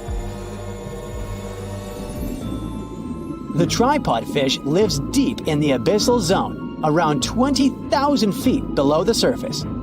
It's adapted to such immense depths and uses its tripod fins to stay still on the bottom. This creature doesn't have big eyes, but even if it did, these eyes would be useless in the darkness. Instead, the tripod fish uses its fins like antennas to detect any movement in the water. This creature doesn't have much luck when it comes to its love life, so it had to develop unique tactics to reproduce. One fish can be both male and female. The next bizarre creature is the lizardfish. It has tons of razor-sharp teeth, a huge mouth, and really big eyes, which it uses for hunting. All this makes the animal look freaky. The lizardfish lives at depths of around 11,000 feet in the midnight zone, where there is zero light. This freak of nature basically eats everything it can fit inside its mouth, from small fish to other lizardfish. On the other hand, when they see other reptile fish, they probably fall in love instead, because finding mates at those depths is not an easy task. Like the tripod fish, the lizardfish can be both male and female at the same time. When you think of a river, you usually picture it on land. Still, nature is quite unpredictable, and it created a river flowing under the ocean in California. It's running at a depth of around 2 miles. This river has everything that an ordinary river has: sunken logs, trees, and rocks. And despite its uniqueness, it's not the only one in the world. There are also others in the Amazon and Greenland. A terrifying creature was discovered near Angola's coast by a remote operating vehicle. It looks like it doesn't have a head or a body. It was sitting at a depth of around 4,350 feet below the surface. After doing research, scientists concluded it wasn't anything from a sci-fi movie. It was just a cluster of siphonophores stuck together. In 2015, some random guy was diving in Caesarea, and something shiny caught his eye. He reached out, grabbed it, and realized it was a gold coin. After that, he examined the bottom and found out that there were many more. He reported the incident to the local authorities, and they concluded that he had found Arabic treasure. The coins were made of solid 24-karat gold and were a few thousand years old, but due to the perfect salinity and temperature, they looked brand new. The coins belonged to a ship carrying cargo. It was caught up in a storm and unfortunately sank. One of the weirdest things ever discovered was found in the Baltic Sea. It's an anomaly that looks as if it was created by a different civilization. It was discovered by Swedish researchers, and they basically had no idea what it was. They had to ask tons of other scientists for their opinions. When you look at this formation from above, it's 200 feet long and looks exactly like a fallen spaceship. It's hard to believe that it's a natural formation, but spoiler alert, it's totally made by nature because the Baltic Sea has gone through many erosions throughout history. Most likely, the bizarre formation is the result of these processes. A group of divers in Madagascar were shocked when they found this 7-foot monstrosity of a knife on the seafloor. The speculation started immediately, and many said that the knife was from some giants that had fought megalodons and lived on Earth thousands and thousands of years ago. That could make a nice story, but the knife is most likely a movie prop that was lost at sea. One of the ocean's most bizarre animals is the frilled shark. It's believed that this fish is the reason for all those sea serpent stories that sea explorers of the past wrote about. These animals live pretty deep in the ocean, but sometimes they can be seen in shallow waters. It's super rare, but possible. The frilled shark has a big mouth sporting around 300 teeth. It also has a long body that looks like a lizard's, and it is truly a unique species of shark. Its prey can be half of its size because this shark's stomach is like that of a snake, and it can swallow huge fish or crustaceans. Spotting a few worms in your garden is no big deal, but after seeing a 26-foot long one in the ocean, you will make your wetsuit a little wetter. This worm is super rare, and it's completely harmless to humans. It's actually not a giant worm. It's a cluster of zooids that are stuck together in a worm-shaped formation. They usually only eat plankton, bacteria, and other tiny things that can be found in the ocean. Probably the scariest thing in the ocean that is 100% real is the magna pinna, which can be found at crazy depths of 20,000 feet below the surface. This monster looks like an underwater Slender Man, but it's just a squid with really long tentacles that can reach a terrifying size of 8 feet. This guy has only been seen a few times, and basically, we don't know much about this creature so far. For years, we've thought the megalodon was just a big shark, which is scary enough. After all, it could have eaten a creature the size of a whale in just 5 bites. Estimates indicate that the largest shark that ever lived had been around 59 feet long, which is a reasonable size and explains a lot. But the scientific community was wrong. Very wrong. Now, scientists have proven that megalodons could grow up to 80 feet long, which is the same as a 6-story building. The creature would have certainly been dozens of times bigger than you if you had seen it underwater. These giants ruled the ancient oceans between about 20 million and 3 million years ago. And even though it was a long time ago, they've left a lasting impression, becoming the protagonists of many movies. And scientists continue to search for answers about their life. Thanks to this, we still occasionally find their fossils. But the thing is, no one has ever found a complete skeleton. All we have are scattered vertebrae, a few scales, and, of course, those massive, razor-sharp teeth. The most complete piece we know of is a 36-foot section of a megalodon's spine. It was once part of the trunk of the animal's body. So, to assess just how big the megalodon was, experts compared its fossils to more than 150 species of sharks, both those that are alive and those that have gone extinct, to get the most realistic result possible. If the megalodon had had the proportions of a regular shark, it would have had a 6-foot head and a 12-foot tail. It would have also stretched 54 feet from nose to fin. But these measurements are way off the mark. The largest megalodon vertebra ever found is 9 inches in diameter, which makes it 3 inches larger than the largest vertebra of a typical shark. And if we follow these proportions, that megalodon was a whopping 80 feet long. To better understand how giant this is, just think of 2 school buses lined up end to end. For a long time, it was very common to think that the megalodon was just a giant great white shark. And it makes sense, right? I mean, both would have had large, terrifying, serrated teeth. But that was another completely wrong idea. Now, we know that megalodons were actually much more slender and aerodynamic than the modern great white shark. Their body shape was built to cut through the water with much less resistance, minimizing the effects of gravity in the sea, letting them glide effortlessly through the ocean. Now, if Megalodon wasn't just another great white shark, what other animal of the same species was it most similar to? Surprise! In fact, it had more in common with the modern lemon shark. This species has robust and powerful bodies, 2 large dorsal fins, and blunt snouts, which makes them really fast and agile hunters, like prehistoric predators. In other words, while thinking about the megalodon, you can imagine a giant, turbocharged lemon shark. This is the most modern comparison of the megalodon with another animal, unless scientists find a complete skeleton of the ancient shark. But it's not common to find complete shark skeletons.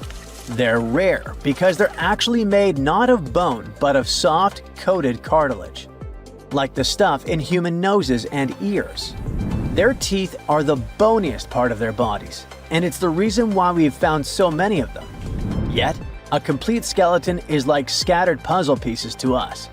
There's no solid bone to hold these pieces together, so the whole thing is very vulnerable to falling apart. Still, it's actually possible for an entire shark skeleton to survive. In these cases, very specific natural phenomena have to come into play. The skeleton needs to get buried super fast in mud or sediment, free of any kind of scavengers and away from ocean currents.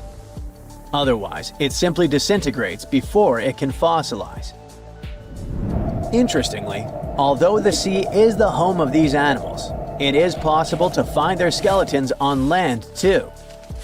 Millions of years ago, a big portion of today's dry land was submerged, teeming with marine life. Then, in certain places, sedimentary minerals and specific biological conditions of the seabed allowed the fossilization of sharks in marine rocks.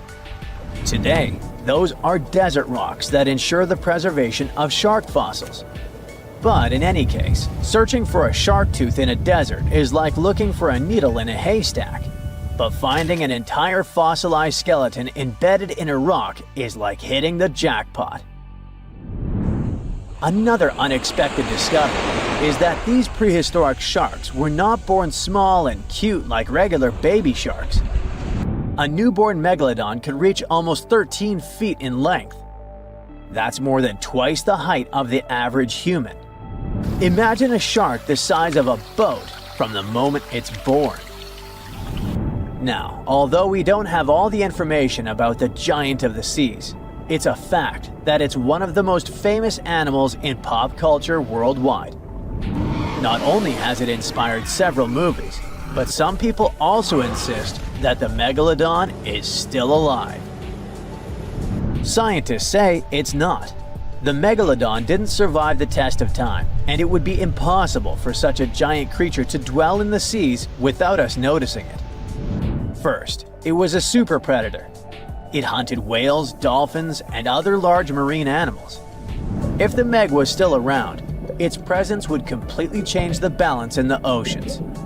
It would have huge impacts on marine ecosystems, regulating populations and influencing the size and behavior of the ancient shark's prey. A good example is whales. They wouldn't have grown so big if the Meg still hunted in the oceans. This only happened because there was no super predator in the way. If the giant shark was still in our oceans, species like the blue whale would be tiny, as they would need to develop and adapt to be able to escape constant attacks. The lives of the workers of the sea would also be completely different. Fishers would have to avoid certain areas, ships would change routes, and even maritime tourism would be risky. Going for a swim and coming across a shark over 65 feet long? Not worth the risk.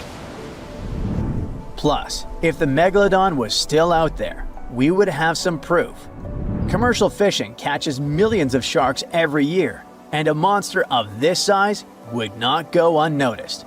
Not to mention that with all of today's technology such as drones, satellites, and submarines at our disposal, someone would have already recorded an encounter with this living legend.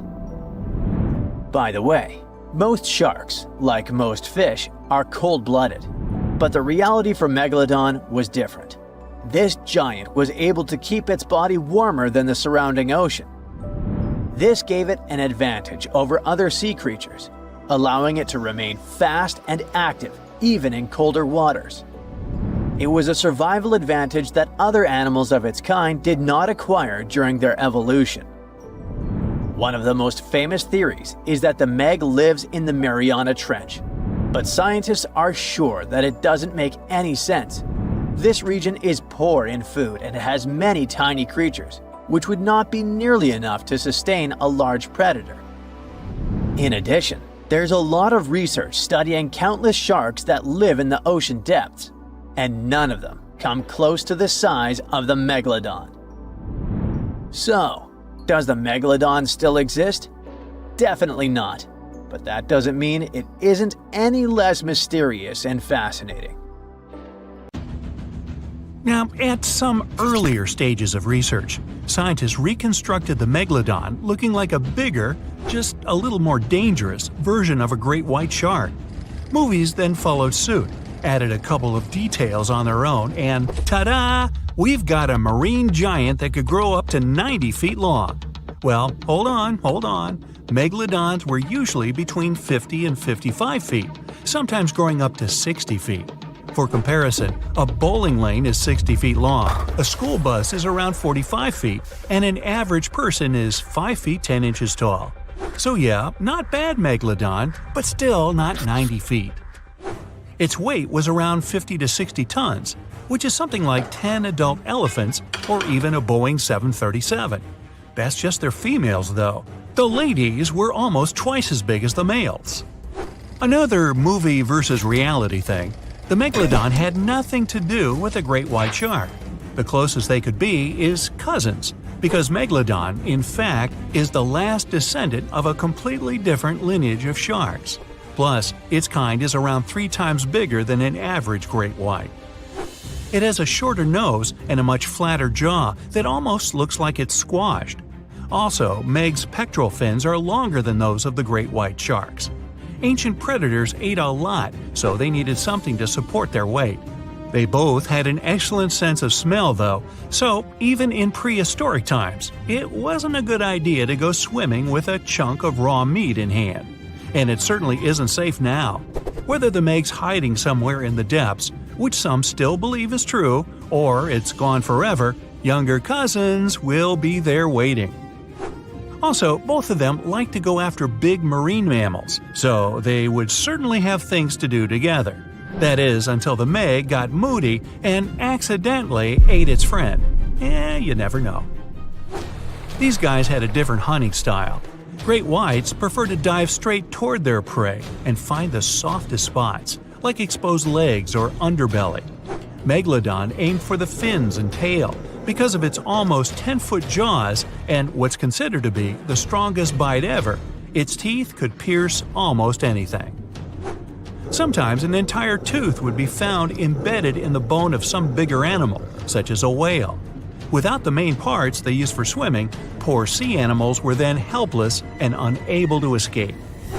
Yet whales were just a smaller part of the Megalodon's diet.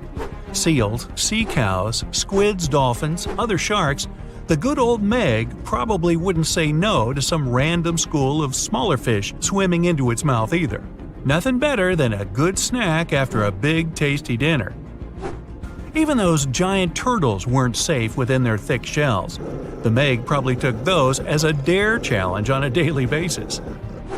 Such a diverse diet, and in big amounts. Megalodon would eat about 2,500 pounds of food every day. No wonder it dominated the ocean. Almost 300 teeth in 5 rows, and we're talking about sharp chompers that could grow up to 7 inches long. Even its name stands for giant tooth.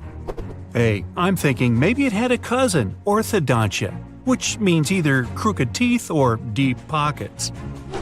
Still, Megalodon would change thousands of teeth over a lifetime. Since Meg's teeth weren't that strong, they would often fall out.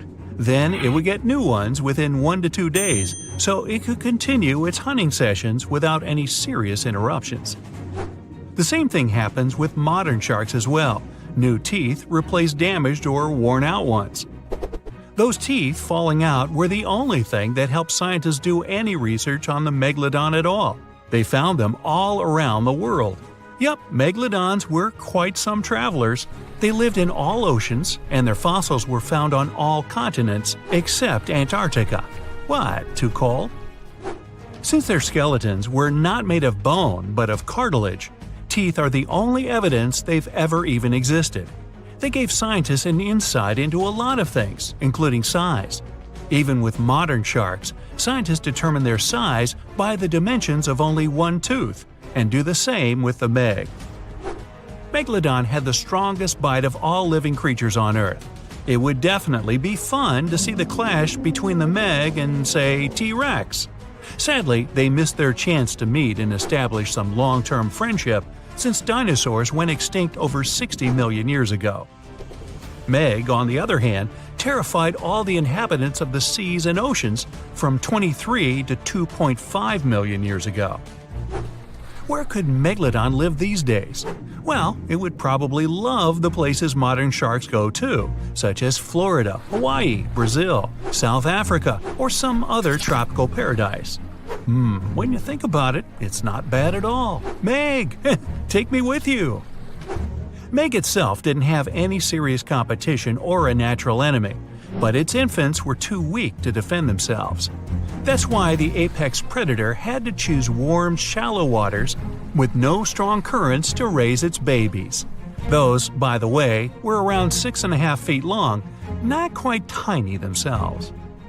Scientists actually found some of their juveniles' teeth, so it seems like part of their nursery areas was the coast of Panama, and that's 10 million years old. Okay, time to meet with one of Megalodon's potential rivals, the mighty sperm whale. 45 to 60 feet long, the size sure makes it quite an adversary. Modern sperm whales don't have such big teeth, but their ancestors, which lived around 13 million years ago, were well packed. The largest tooth found was 5 inches wide and 14 inches long. That's something like the biggest soda bottle out there. That would make an interesting combat. Here we're talking about this giant marine predator, but this is not the only intriguing ancient animal that wandered the oceans. In fact, sharks are some of the oldest creatures on our planet, more ancient than insects, mammals, dinosaurs, even trees. Mass extinction events wiped out most life on Earth. Giant asteroids fell on its surface, continents split up, and so many other things happened. But sharks were there, alive, persevering, apparently with no contact with the outside world, just chilling and doing their thing. The spiny shark was actually one of the first animals with a jaw. Not that it could do much with that jaw, since it was only around 12 inches long. Meg wouldn't even bother around this one, and it wasn't even a real shark, it just looked like one. If you ever wondered how a combination of eel and shark would look like, well, here it is. Eel shark preferred freshwater, was up to 3 feet long, and went extinct around 200 million years ago. Since dinosaurs appeared around 230 million years ago, the eel shark was probably there to give them warm welcome, prepare a buffet, but the dinosaurs had unfortunately mistaken it for dessert. Now, this predator would get some real screams on a nice sandy beach during a spring break if it was still alive, the Ginsu shark. It was nicknamed after Ginsu knives for a huge mouth of almost 500 razor-sharp teeth. One of this monster shark's hobbies was to go after big turtles. Okay, now seriously, what's with that shark turtle thing? Scissor-toothed sharks. Now we're talking. These guys lived around 300 million years ago and had some strangely shaped heads. The weirdest part were their jaws. This shark didn't shed old and worn-out teeth, but kept growing new ones at the back. Those in the front were then pushed forward, and with age, the shark got a really strange scissor-tooth look. Scientists are still unsure why it had to be like that. Hey, time to call in the orthodon. Even during the Meg's long reign, our favorite ancient predator still wasn't the only scary giant shark in town. For instance, I can't pronounce its name, so I'll just call it Mr. C. Unfortunately, not enough of its fossils were found to get more information, but some research says it had teeth more than 5 inches long. That also implies it could probably grow to be 20 feet long. Oh, and if it only left just a couple more teeth around, I guess the Meg wouldn't be the only movie star from those times. So close, C, so close. The Meg, aka Megalodon, roamed the oceans long after dinosaurs were wiped out by the Great Meteorite. It was one of the largest and most dangerous hunters that have ever lived on Earth, as well as the biggest shark. But then, about 3.6 million years ago, the last of its kind disappeared from our planet, leaving only huge teeth for modern archaeologists to keep finding. There are a few theories about why it could have happened, but scientists might have found the true reason. The Megalodon, which means big tooth, was the largest shark ever to exist. It reportedly lived around 20 to 3.6 million years ago and was truly enormous. Its bite was more powerful than that of a T-Rex, and likely any other powerful predator that has ever roamed this planet. It's probably not surprising since this marine creature had extremely strong jaws that could span from 9 to 10 feet wide. That's enough to swallow 2 grown-up people side by side. The jaws were also lined with 276 teeth, and they reached 7 inches in length. That's as long as a small hedgehog. Once these teeth got worn down, the shark got rid of them and grew new ones. Such large sedated teeth helped the Meg to eat meat easily. The shark itself could grow up to 59 feet long. That's twice the length of a London double-decker bus. The animal was also pretty heavy. While a fully grown T-Rex weighed about 8 tons, the weight of a large megalodon could be more than 30 tons. With no competitors, the enormous shark was the real king of the oceans. It hunted other sharks, large fish, and even whales. Then why did such a magnificent creature disappear from the face of the earth? The previous theories mentioned the great white shark. The megalodon is usually described as some gigantic version of this marine animal. And this is a common mistake made because most people think these creatures were related. But in reality, the Meg looked more like a modern bull shark. Its snout was snout, its lower jaw was rather flat, and long and massive pectoral fins supported the animal's weight. But what's more important, the ancestors of today's great whites existed at the same time as the megalodon. Now, with great size comes great clumsiness. And although the Meg was huge and powerful, it was also not as nimble as smaller and quicker great white sharks. Great whites could have rivaled a megalodon for food, and were often more successful hunters thanks to their agility. They couldn't fight the Meg openly, but were fast enough to steal its food. So according to this theory, the only food left for the megalodon were whales and equally big marine animals. Grown-up Megs could easily catch such beasts, but their offspring were much smaller and more vulnerable than their parents. Could smaller sharks have used this to their advantage? Maybe while megasharks were still little, they became a meal for great whites, as well as bull and tiger sharks. Even at those times, a great white shark could reach the length of 20 feet, while a megalodon kid was definitely smaller. But even if there had been no open confrontation between young megalodons and smaller grown-up sharks, Meg kids wouldn't have been able to find food for themselves to grow to adulthood. The reason is the same. The population of other sharks was growing, and they were rivaling each other and the Meg for convenient food. The more great whites and other sharks appeared in the oceans, the less food remained for young monster sharks. Eventually, they probably starved. But it's just one of the theories that try to explain why the Meg went extinct, and here's another one. A new study has shown that the Meg was most likely a warm-blooded predator able to regulate its body temperature, and that might have been the reason why this species disappeared with time.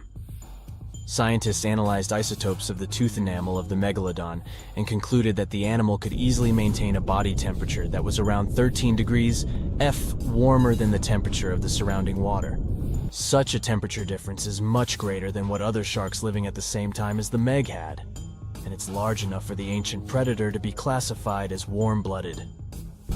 These days, most fish are cold-blooded. Their body temperature is the same as the surrounding water, but some sharks, like mackerel sharks, keep the temperature of all parts of their bodies a bit warmer than the surrounding water. but it doesn't make them completely warm-blooded because they simply store heat generated by their muscles. And in mammals, body temperature is regulated by a special region of the brain called the hypothalamus. Anyway, the Meg's warmer body allowed the animal to move faster, deal with cold water better, and spread out all over the world. But eventually, it might have led to a disaster. The megalodon lived during the Pliocene epoch, pronunciation. It began approximately 5.3 million years ago and finished 2.5 million years ago. During that period, global cooling occurred. It also caused the changes in sea level, which the megalodon probably didn't survive. The main problem for the predator was to maintain an energy level allowing its body temperature to remain elevated. But to do it, the animal had to eat a lot, and I mean it. But it was a challenging task in a time of changing marine ecosystems and while competing with newcomers, such as the great white shark. If this theory is true, then the amount of energy the Meg had to use to remain warm could have contributed to its extinction. This new information is very important to us. It shows that many marine predators in modern oceans might be experiencing the effects of ongoing climate change too. By the way, have you heard that there have been several cases when people were sure they had seen the Meg? Or at least some similar extremely large monsters. And these sightings happened relatively recently. For example, in July 1916, the New Jersey coast of the US was terrified by a series of shark attacks. They happened during an oppressive heat wave when hundreds of beachgoers tried to find shelter from the heat near the water. People described the culprit that had caused all that havoc as a giant shark, much bigger than any regular one. Since then, scientists have been debating which shark species was involved in those accidents. The most popular guesses have been the bull shark and the great white. A picture of a huge shark roaming the Pacific Ocean not far from Guadalupe Island appeared in 1999. The creature was nicknamed Deep Blue. It could be distinguished from others by a wavy pattern separating its gray back and white belly. But even though some people claimed it could be the infamous megalodon, experts came to the conclusion it was a female white shark, the largest ever seen. The average length of a male white shark is 11 to 13 feet. Females are bigger, up to 15 or 16 feet, but Deep Blue reached more than 20 feet in length. No wonder people were confused. For the last time, Deep Blue was spotted in 2013 near the western coast of Mexico's Baja California. But look, there's another jumbo shark, and you can meet it in any part of the world. The largest specimens can reach 40 feet long and weigh about 5 or even 6 tons. Could it be, if not the megalodon itself, but one of its relatives? Again, a wrong guess. That's the basking shark. This animal prefers subpolar seas, with temperatures not higher than 58 degrees F. Even though some of these animals do migrate to warmer places. Like whale sharks, basking sharks are harmless and don't attack snorkelers or divers. These creatures have loads of small teeth, but they don't use them when feeding. Instead, they swim with their huge mouths open and swallow plankton. A grown-up basking shark can filter nearly 2,000 tons of water per hour.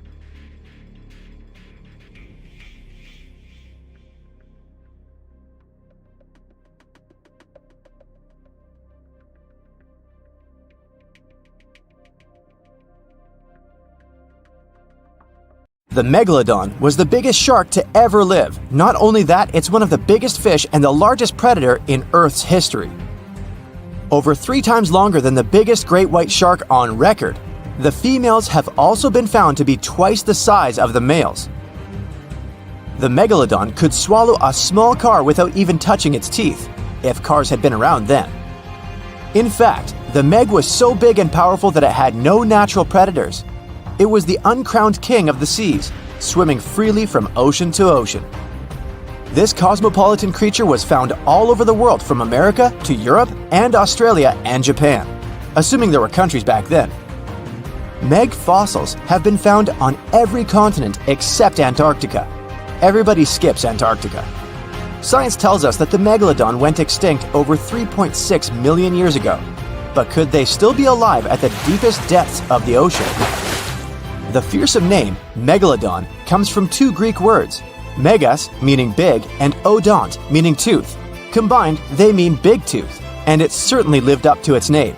Just one of its chompers is the same size as a human head. It had 276 humongous teeth in total. across 5 terrifying rows.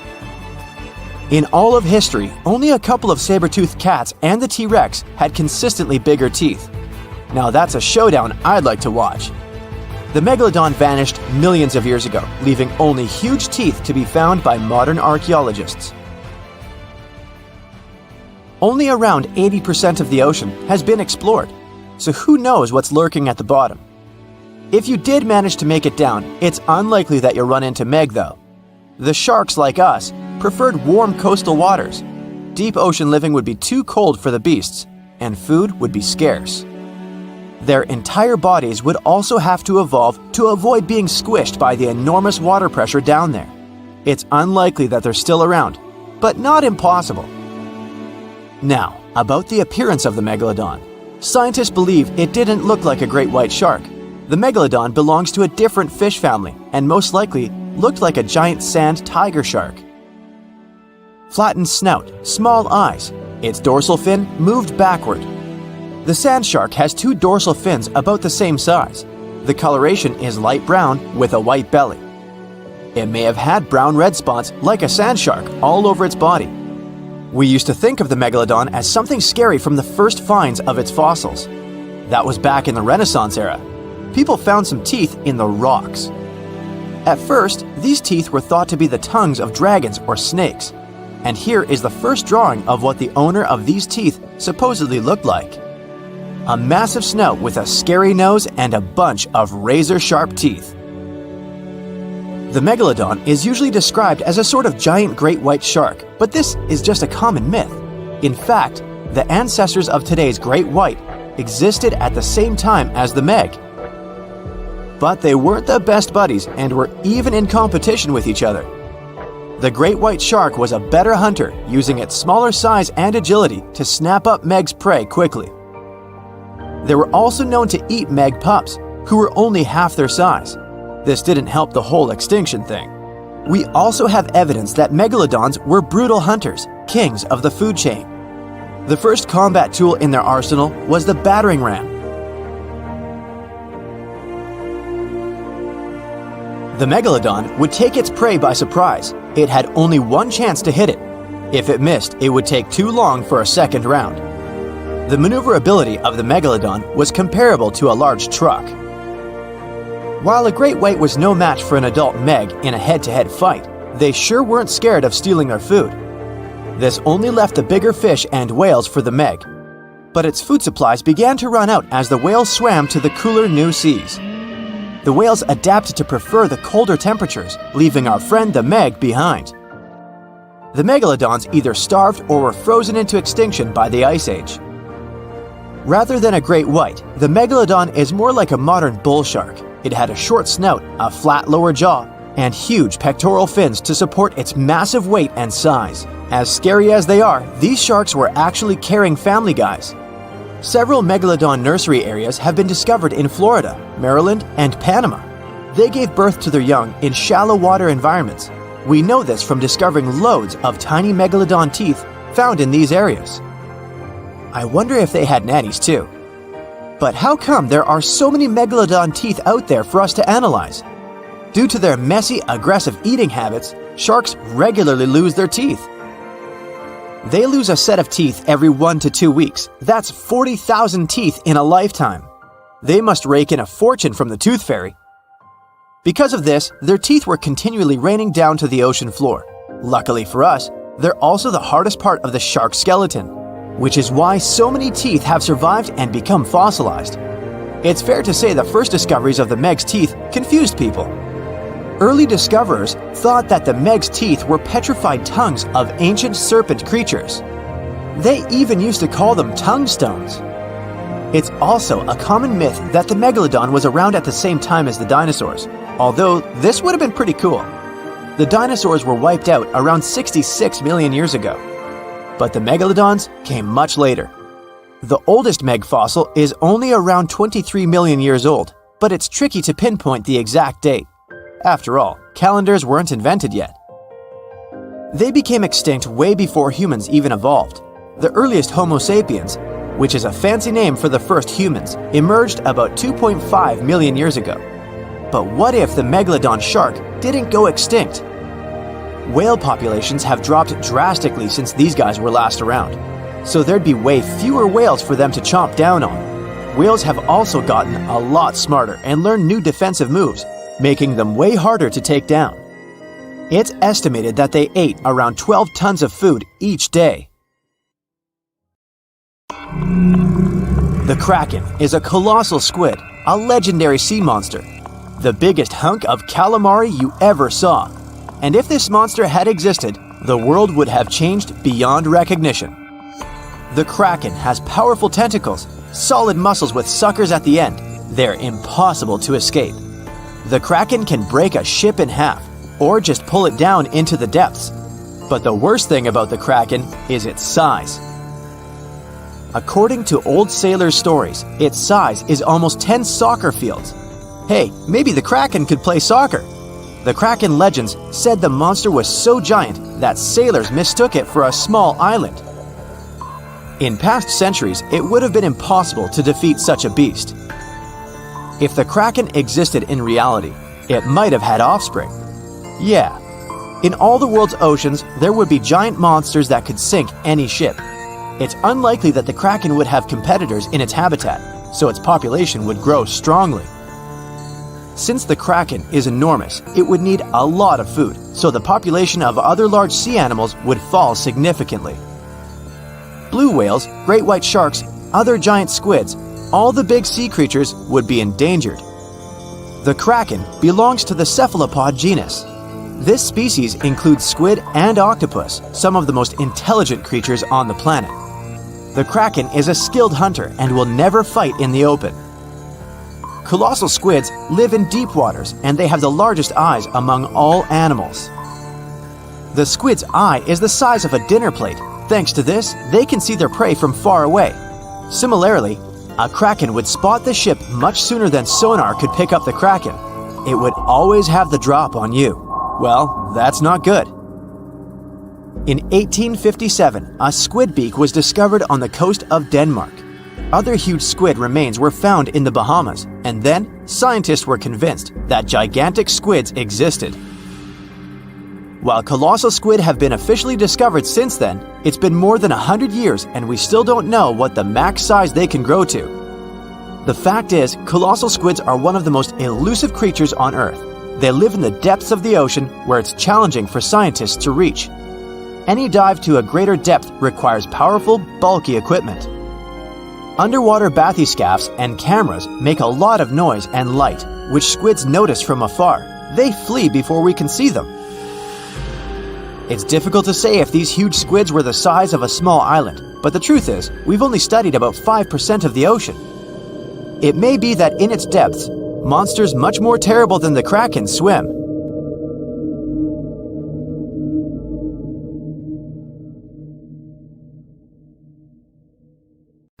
The water is bubbling under the fishing boat as if something is coming up out of the water.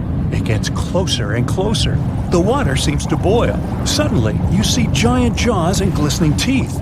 Seconds later, a huge shark jumps out of the water and crushes the boat in one bite. It was the megalodon, the largest fish that ever existed on Earth. Now, we pictured the megalodon as this, an enlarged version of the white shark for a long time. But scientists continue to argue about its appearance. So far, they agree that the image of this giant shark was wrong. Here's the data that scientists are sure of. Size, about 50 feet long. That's as big as a school bus and comparable to the length of a subway car. 8.5 times the height of an average person. Let's compare it to the modern white shark. The megalodon is 3 times bigger, but that's just a rough estimate. We don't have a fully preserved skeleton of the megalodon. That's because it didn't have any bones, but cartilage. Not much of that left in the 3.6 million years since the megalodons went extinct. All that survived were teeth and a few vertebrae. By comparison, dinosaurs went extinct about 66 million years ago. But their solid bones are perfectly preserved, and we have many different examples of their skeletons. Scientists have calculated the size of a megalodon based on its teeth and jaw. Now, this is one tooth. It's about 7 inches long, bigger than the palm of your hand, and 3 times the size of a modern white shark's teeth. The megalodon jaw was 6 feet wide and chalked up 5 rows of teeth, a total of 276 razor-sharp chompers. The other preserved remains are the vertebral column. It consists of 150 vertebrae, each 6 inches wide. They contain much calcium because, well, megalodon love fresh cold milk. Nah, it's because the vertebrae had to withstand the enormous mass of a giant shark. Based on those fossils, scientists created a model and calculated only the approximate size of the megalodon. But it could hardly have been any bigger. It's all about breathing. The bigger the fish, the more oxygen it needs, which means a larger gill area. That's the organ that filters the water and collects oxygen. If the megalodon were any larger, it would have trouble breathing. So, scientists believe that 50 feet is the maximum size of an individual. On average, they were a few feet smaller. Now, let's talk weight. On average, one megalodon weighed about 30 to 35 tons. By comparison, a white shark weighs 1 ton, which is 30 times less. Hey, trust me. A school bus is 4 times lighter at 7.5 tons. The weight of a megalodon can be compared to an empty Boeing 737. But the modern blue whale beats the megalodon in size and weight. 98 feet long versus 50, almost twice as long. Blue whale's weight is about 180 tons. That's like 6 megalodons or 6 passenger planes, or like 33 adult elephants. Hey, don't you love the comparisons? Now, about the appearance of the megalodon. Scientists believe it didn't look like a white shark. The megalodon belongs to a different fish family and most likely looked like a giant sand tiger shark. Flattened snout, small eyes. Its dorsal fin is moved backwards. The sand shark has 2 dorsal fins about the same size. The coloration is light brown with a white belly and may have had brown-red spots like a sand shark all over its body. We used to think of the megalodon as something scary from the first finds of its fossils. That was back in the Renaissance era. People found some teeth in the rocks. At first, these teeth were thought to be the tongues of dragons or snakes. And here's the first drawing of what the owner of these teeth supposedly looked like. A massive snout with a scary nose and a bunch of razor-sharp teeth. We also have the evidence that megalodons were brutal hunters, kings of the food chain. The first combat tool in their arsenal was the battering ram. The megalodon was a slow swimmer, though. It could only accelerate up to 11 miles per hour. In comparison, the modern white shark can reach 35 miles per hour in a dash for its meal. The fastest human swimmer could only go 6 miles per hour. Well, good luck with that. But the megalodon had incredible mass. Though slow, its battering ram had tremendous power. The megalodon would take its prey by surprise. It had only one chance to hit it. If it missed, it would take too long for a second round. The maneuverability of the megalodon was comparable to a large truck. But if the ram was successful, the prey was stunned and couldn't move. At this point, the megalodon aimed at vulnerable spots, like the fins and tail of the prey. Scientists have found many ancient whale remains with megalodon tooth marks.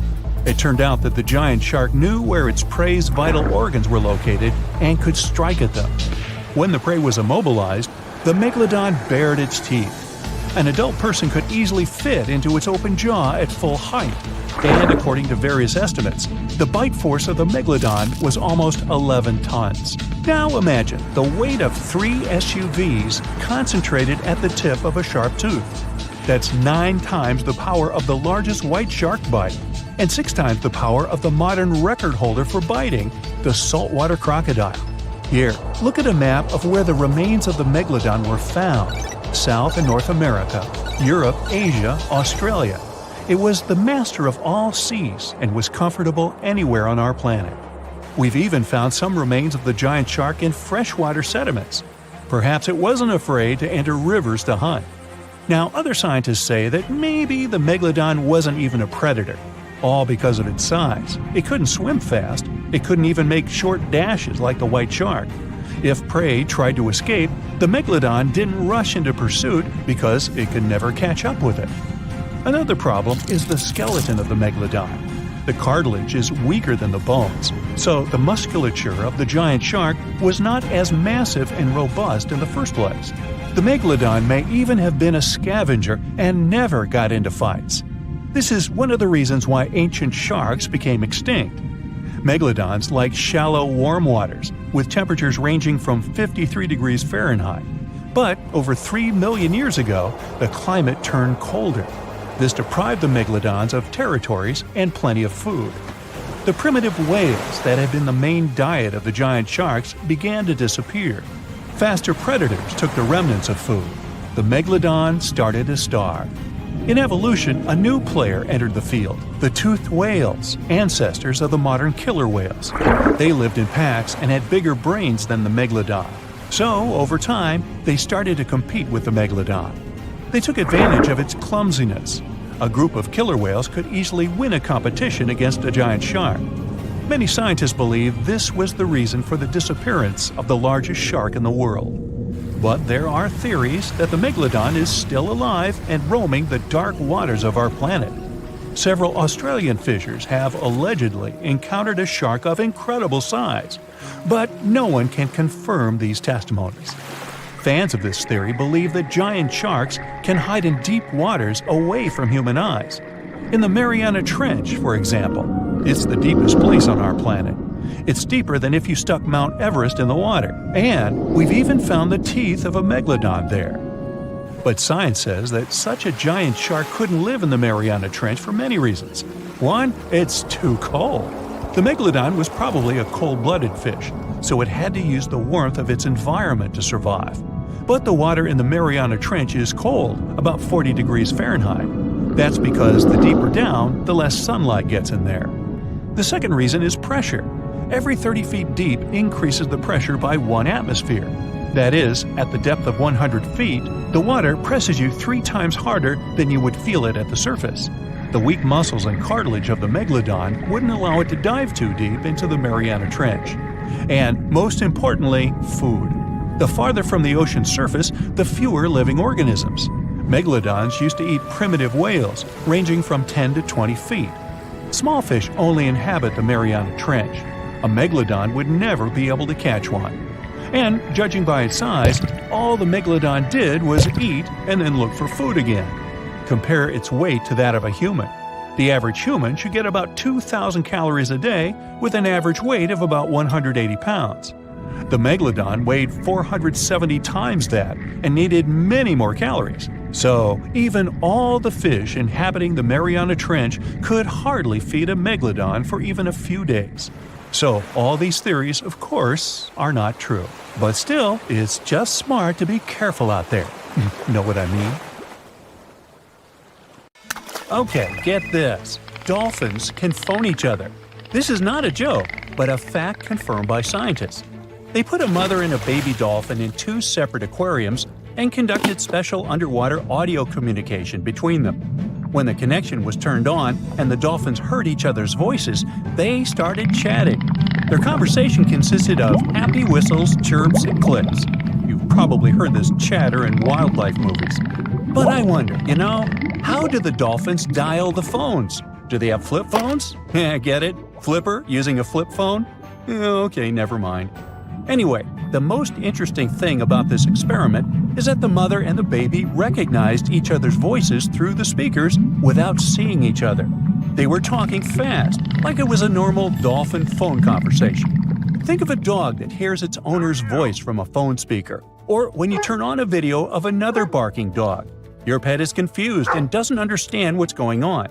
But dolphins started communicating immediately, just like humans.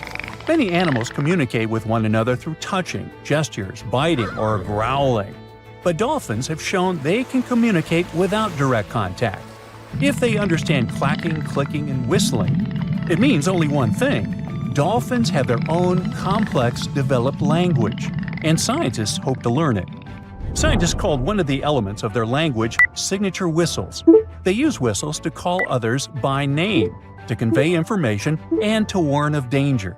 This is one of the most difficult forms of communication in the animal world.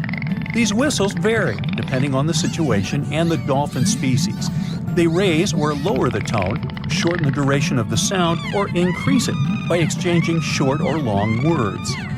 To compare the language of dolphins with other species, scientists have compiled a table of sound properties such as length, clarity, pitch, pattern, and others. According to all the data, dolphins have the largest sound palette. Larks, the bird, took second place, by the way. But even with all this data, we still don't know much about the complexity and diversity of their language. In one of the latest studies on this topic, scientists analyze about 1,000 dolphin communication recordings made over the past 40 years. But even after that, we can't even come close to understanding it. It's possible that AI will handle this better than humans.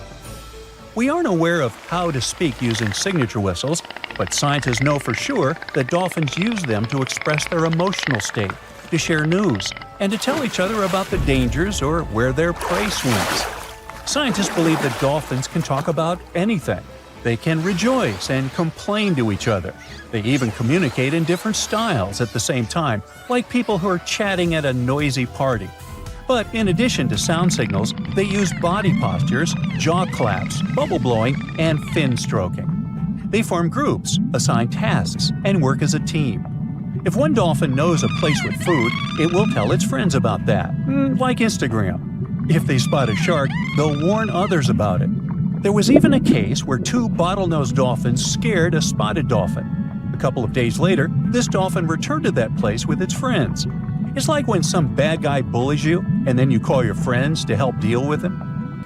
What if we learn dolphins' language and find out that they're smarter than humans? What if they gossip about the human race and laugh at "Oh, brother, get a load of these dumb people. They're fighting each other over nothing. What do they spend their lives on? Why don't they just chill and enjoy life? They create too many problems for themselves.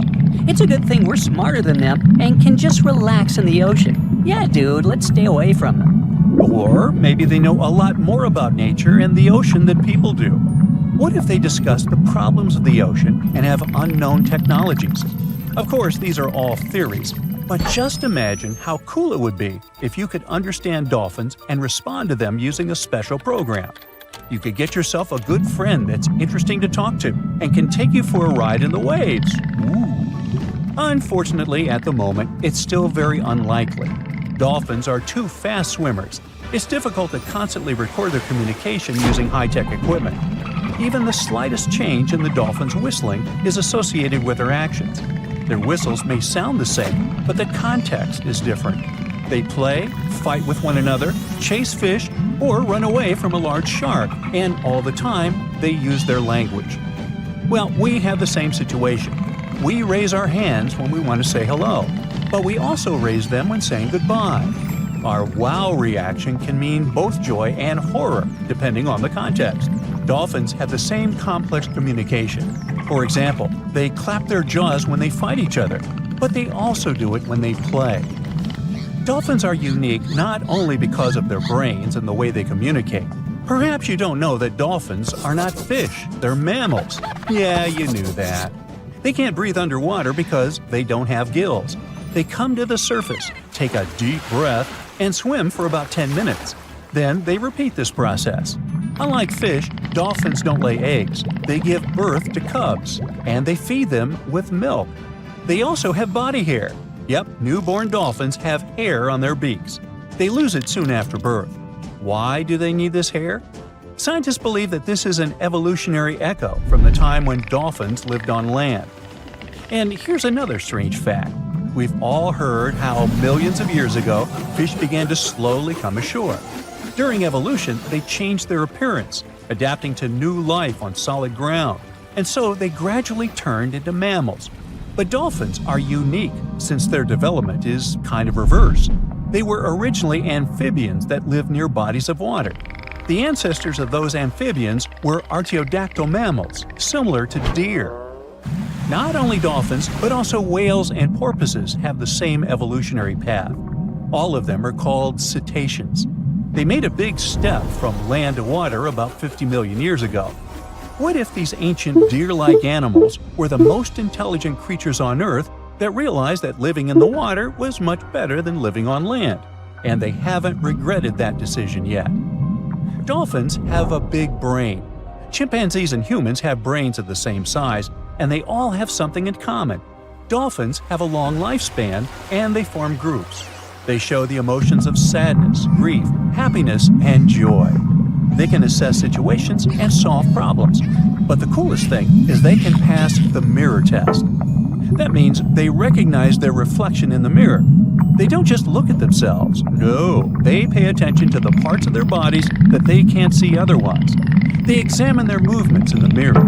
Their behavior in front of a mirror is not much different than that of humans.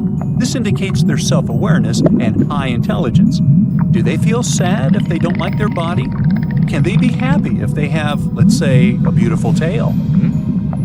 In addition to these features, dolphins have a real superpower, echolocation. By producing clicks and whistles, they can find their relatives that are pretty far away. They can spot prey or an enemy despite poor visibility in the ocean. This power allows them to sense a metal implant in the body of a swimming person. We are 70% water. Therefore, when we dive into the sea or ocean, for dolphins, we become part of their echolocation field.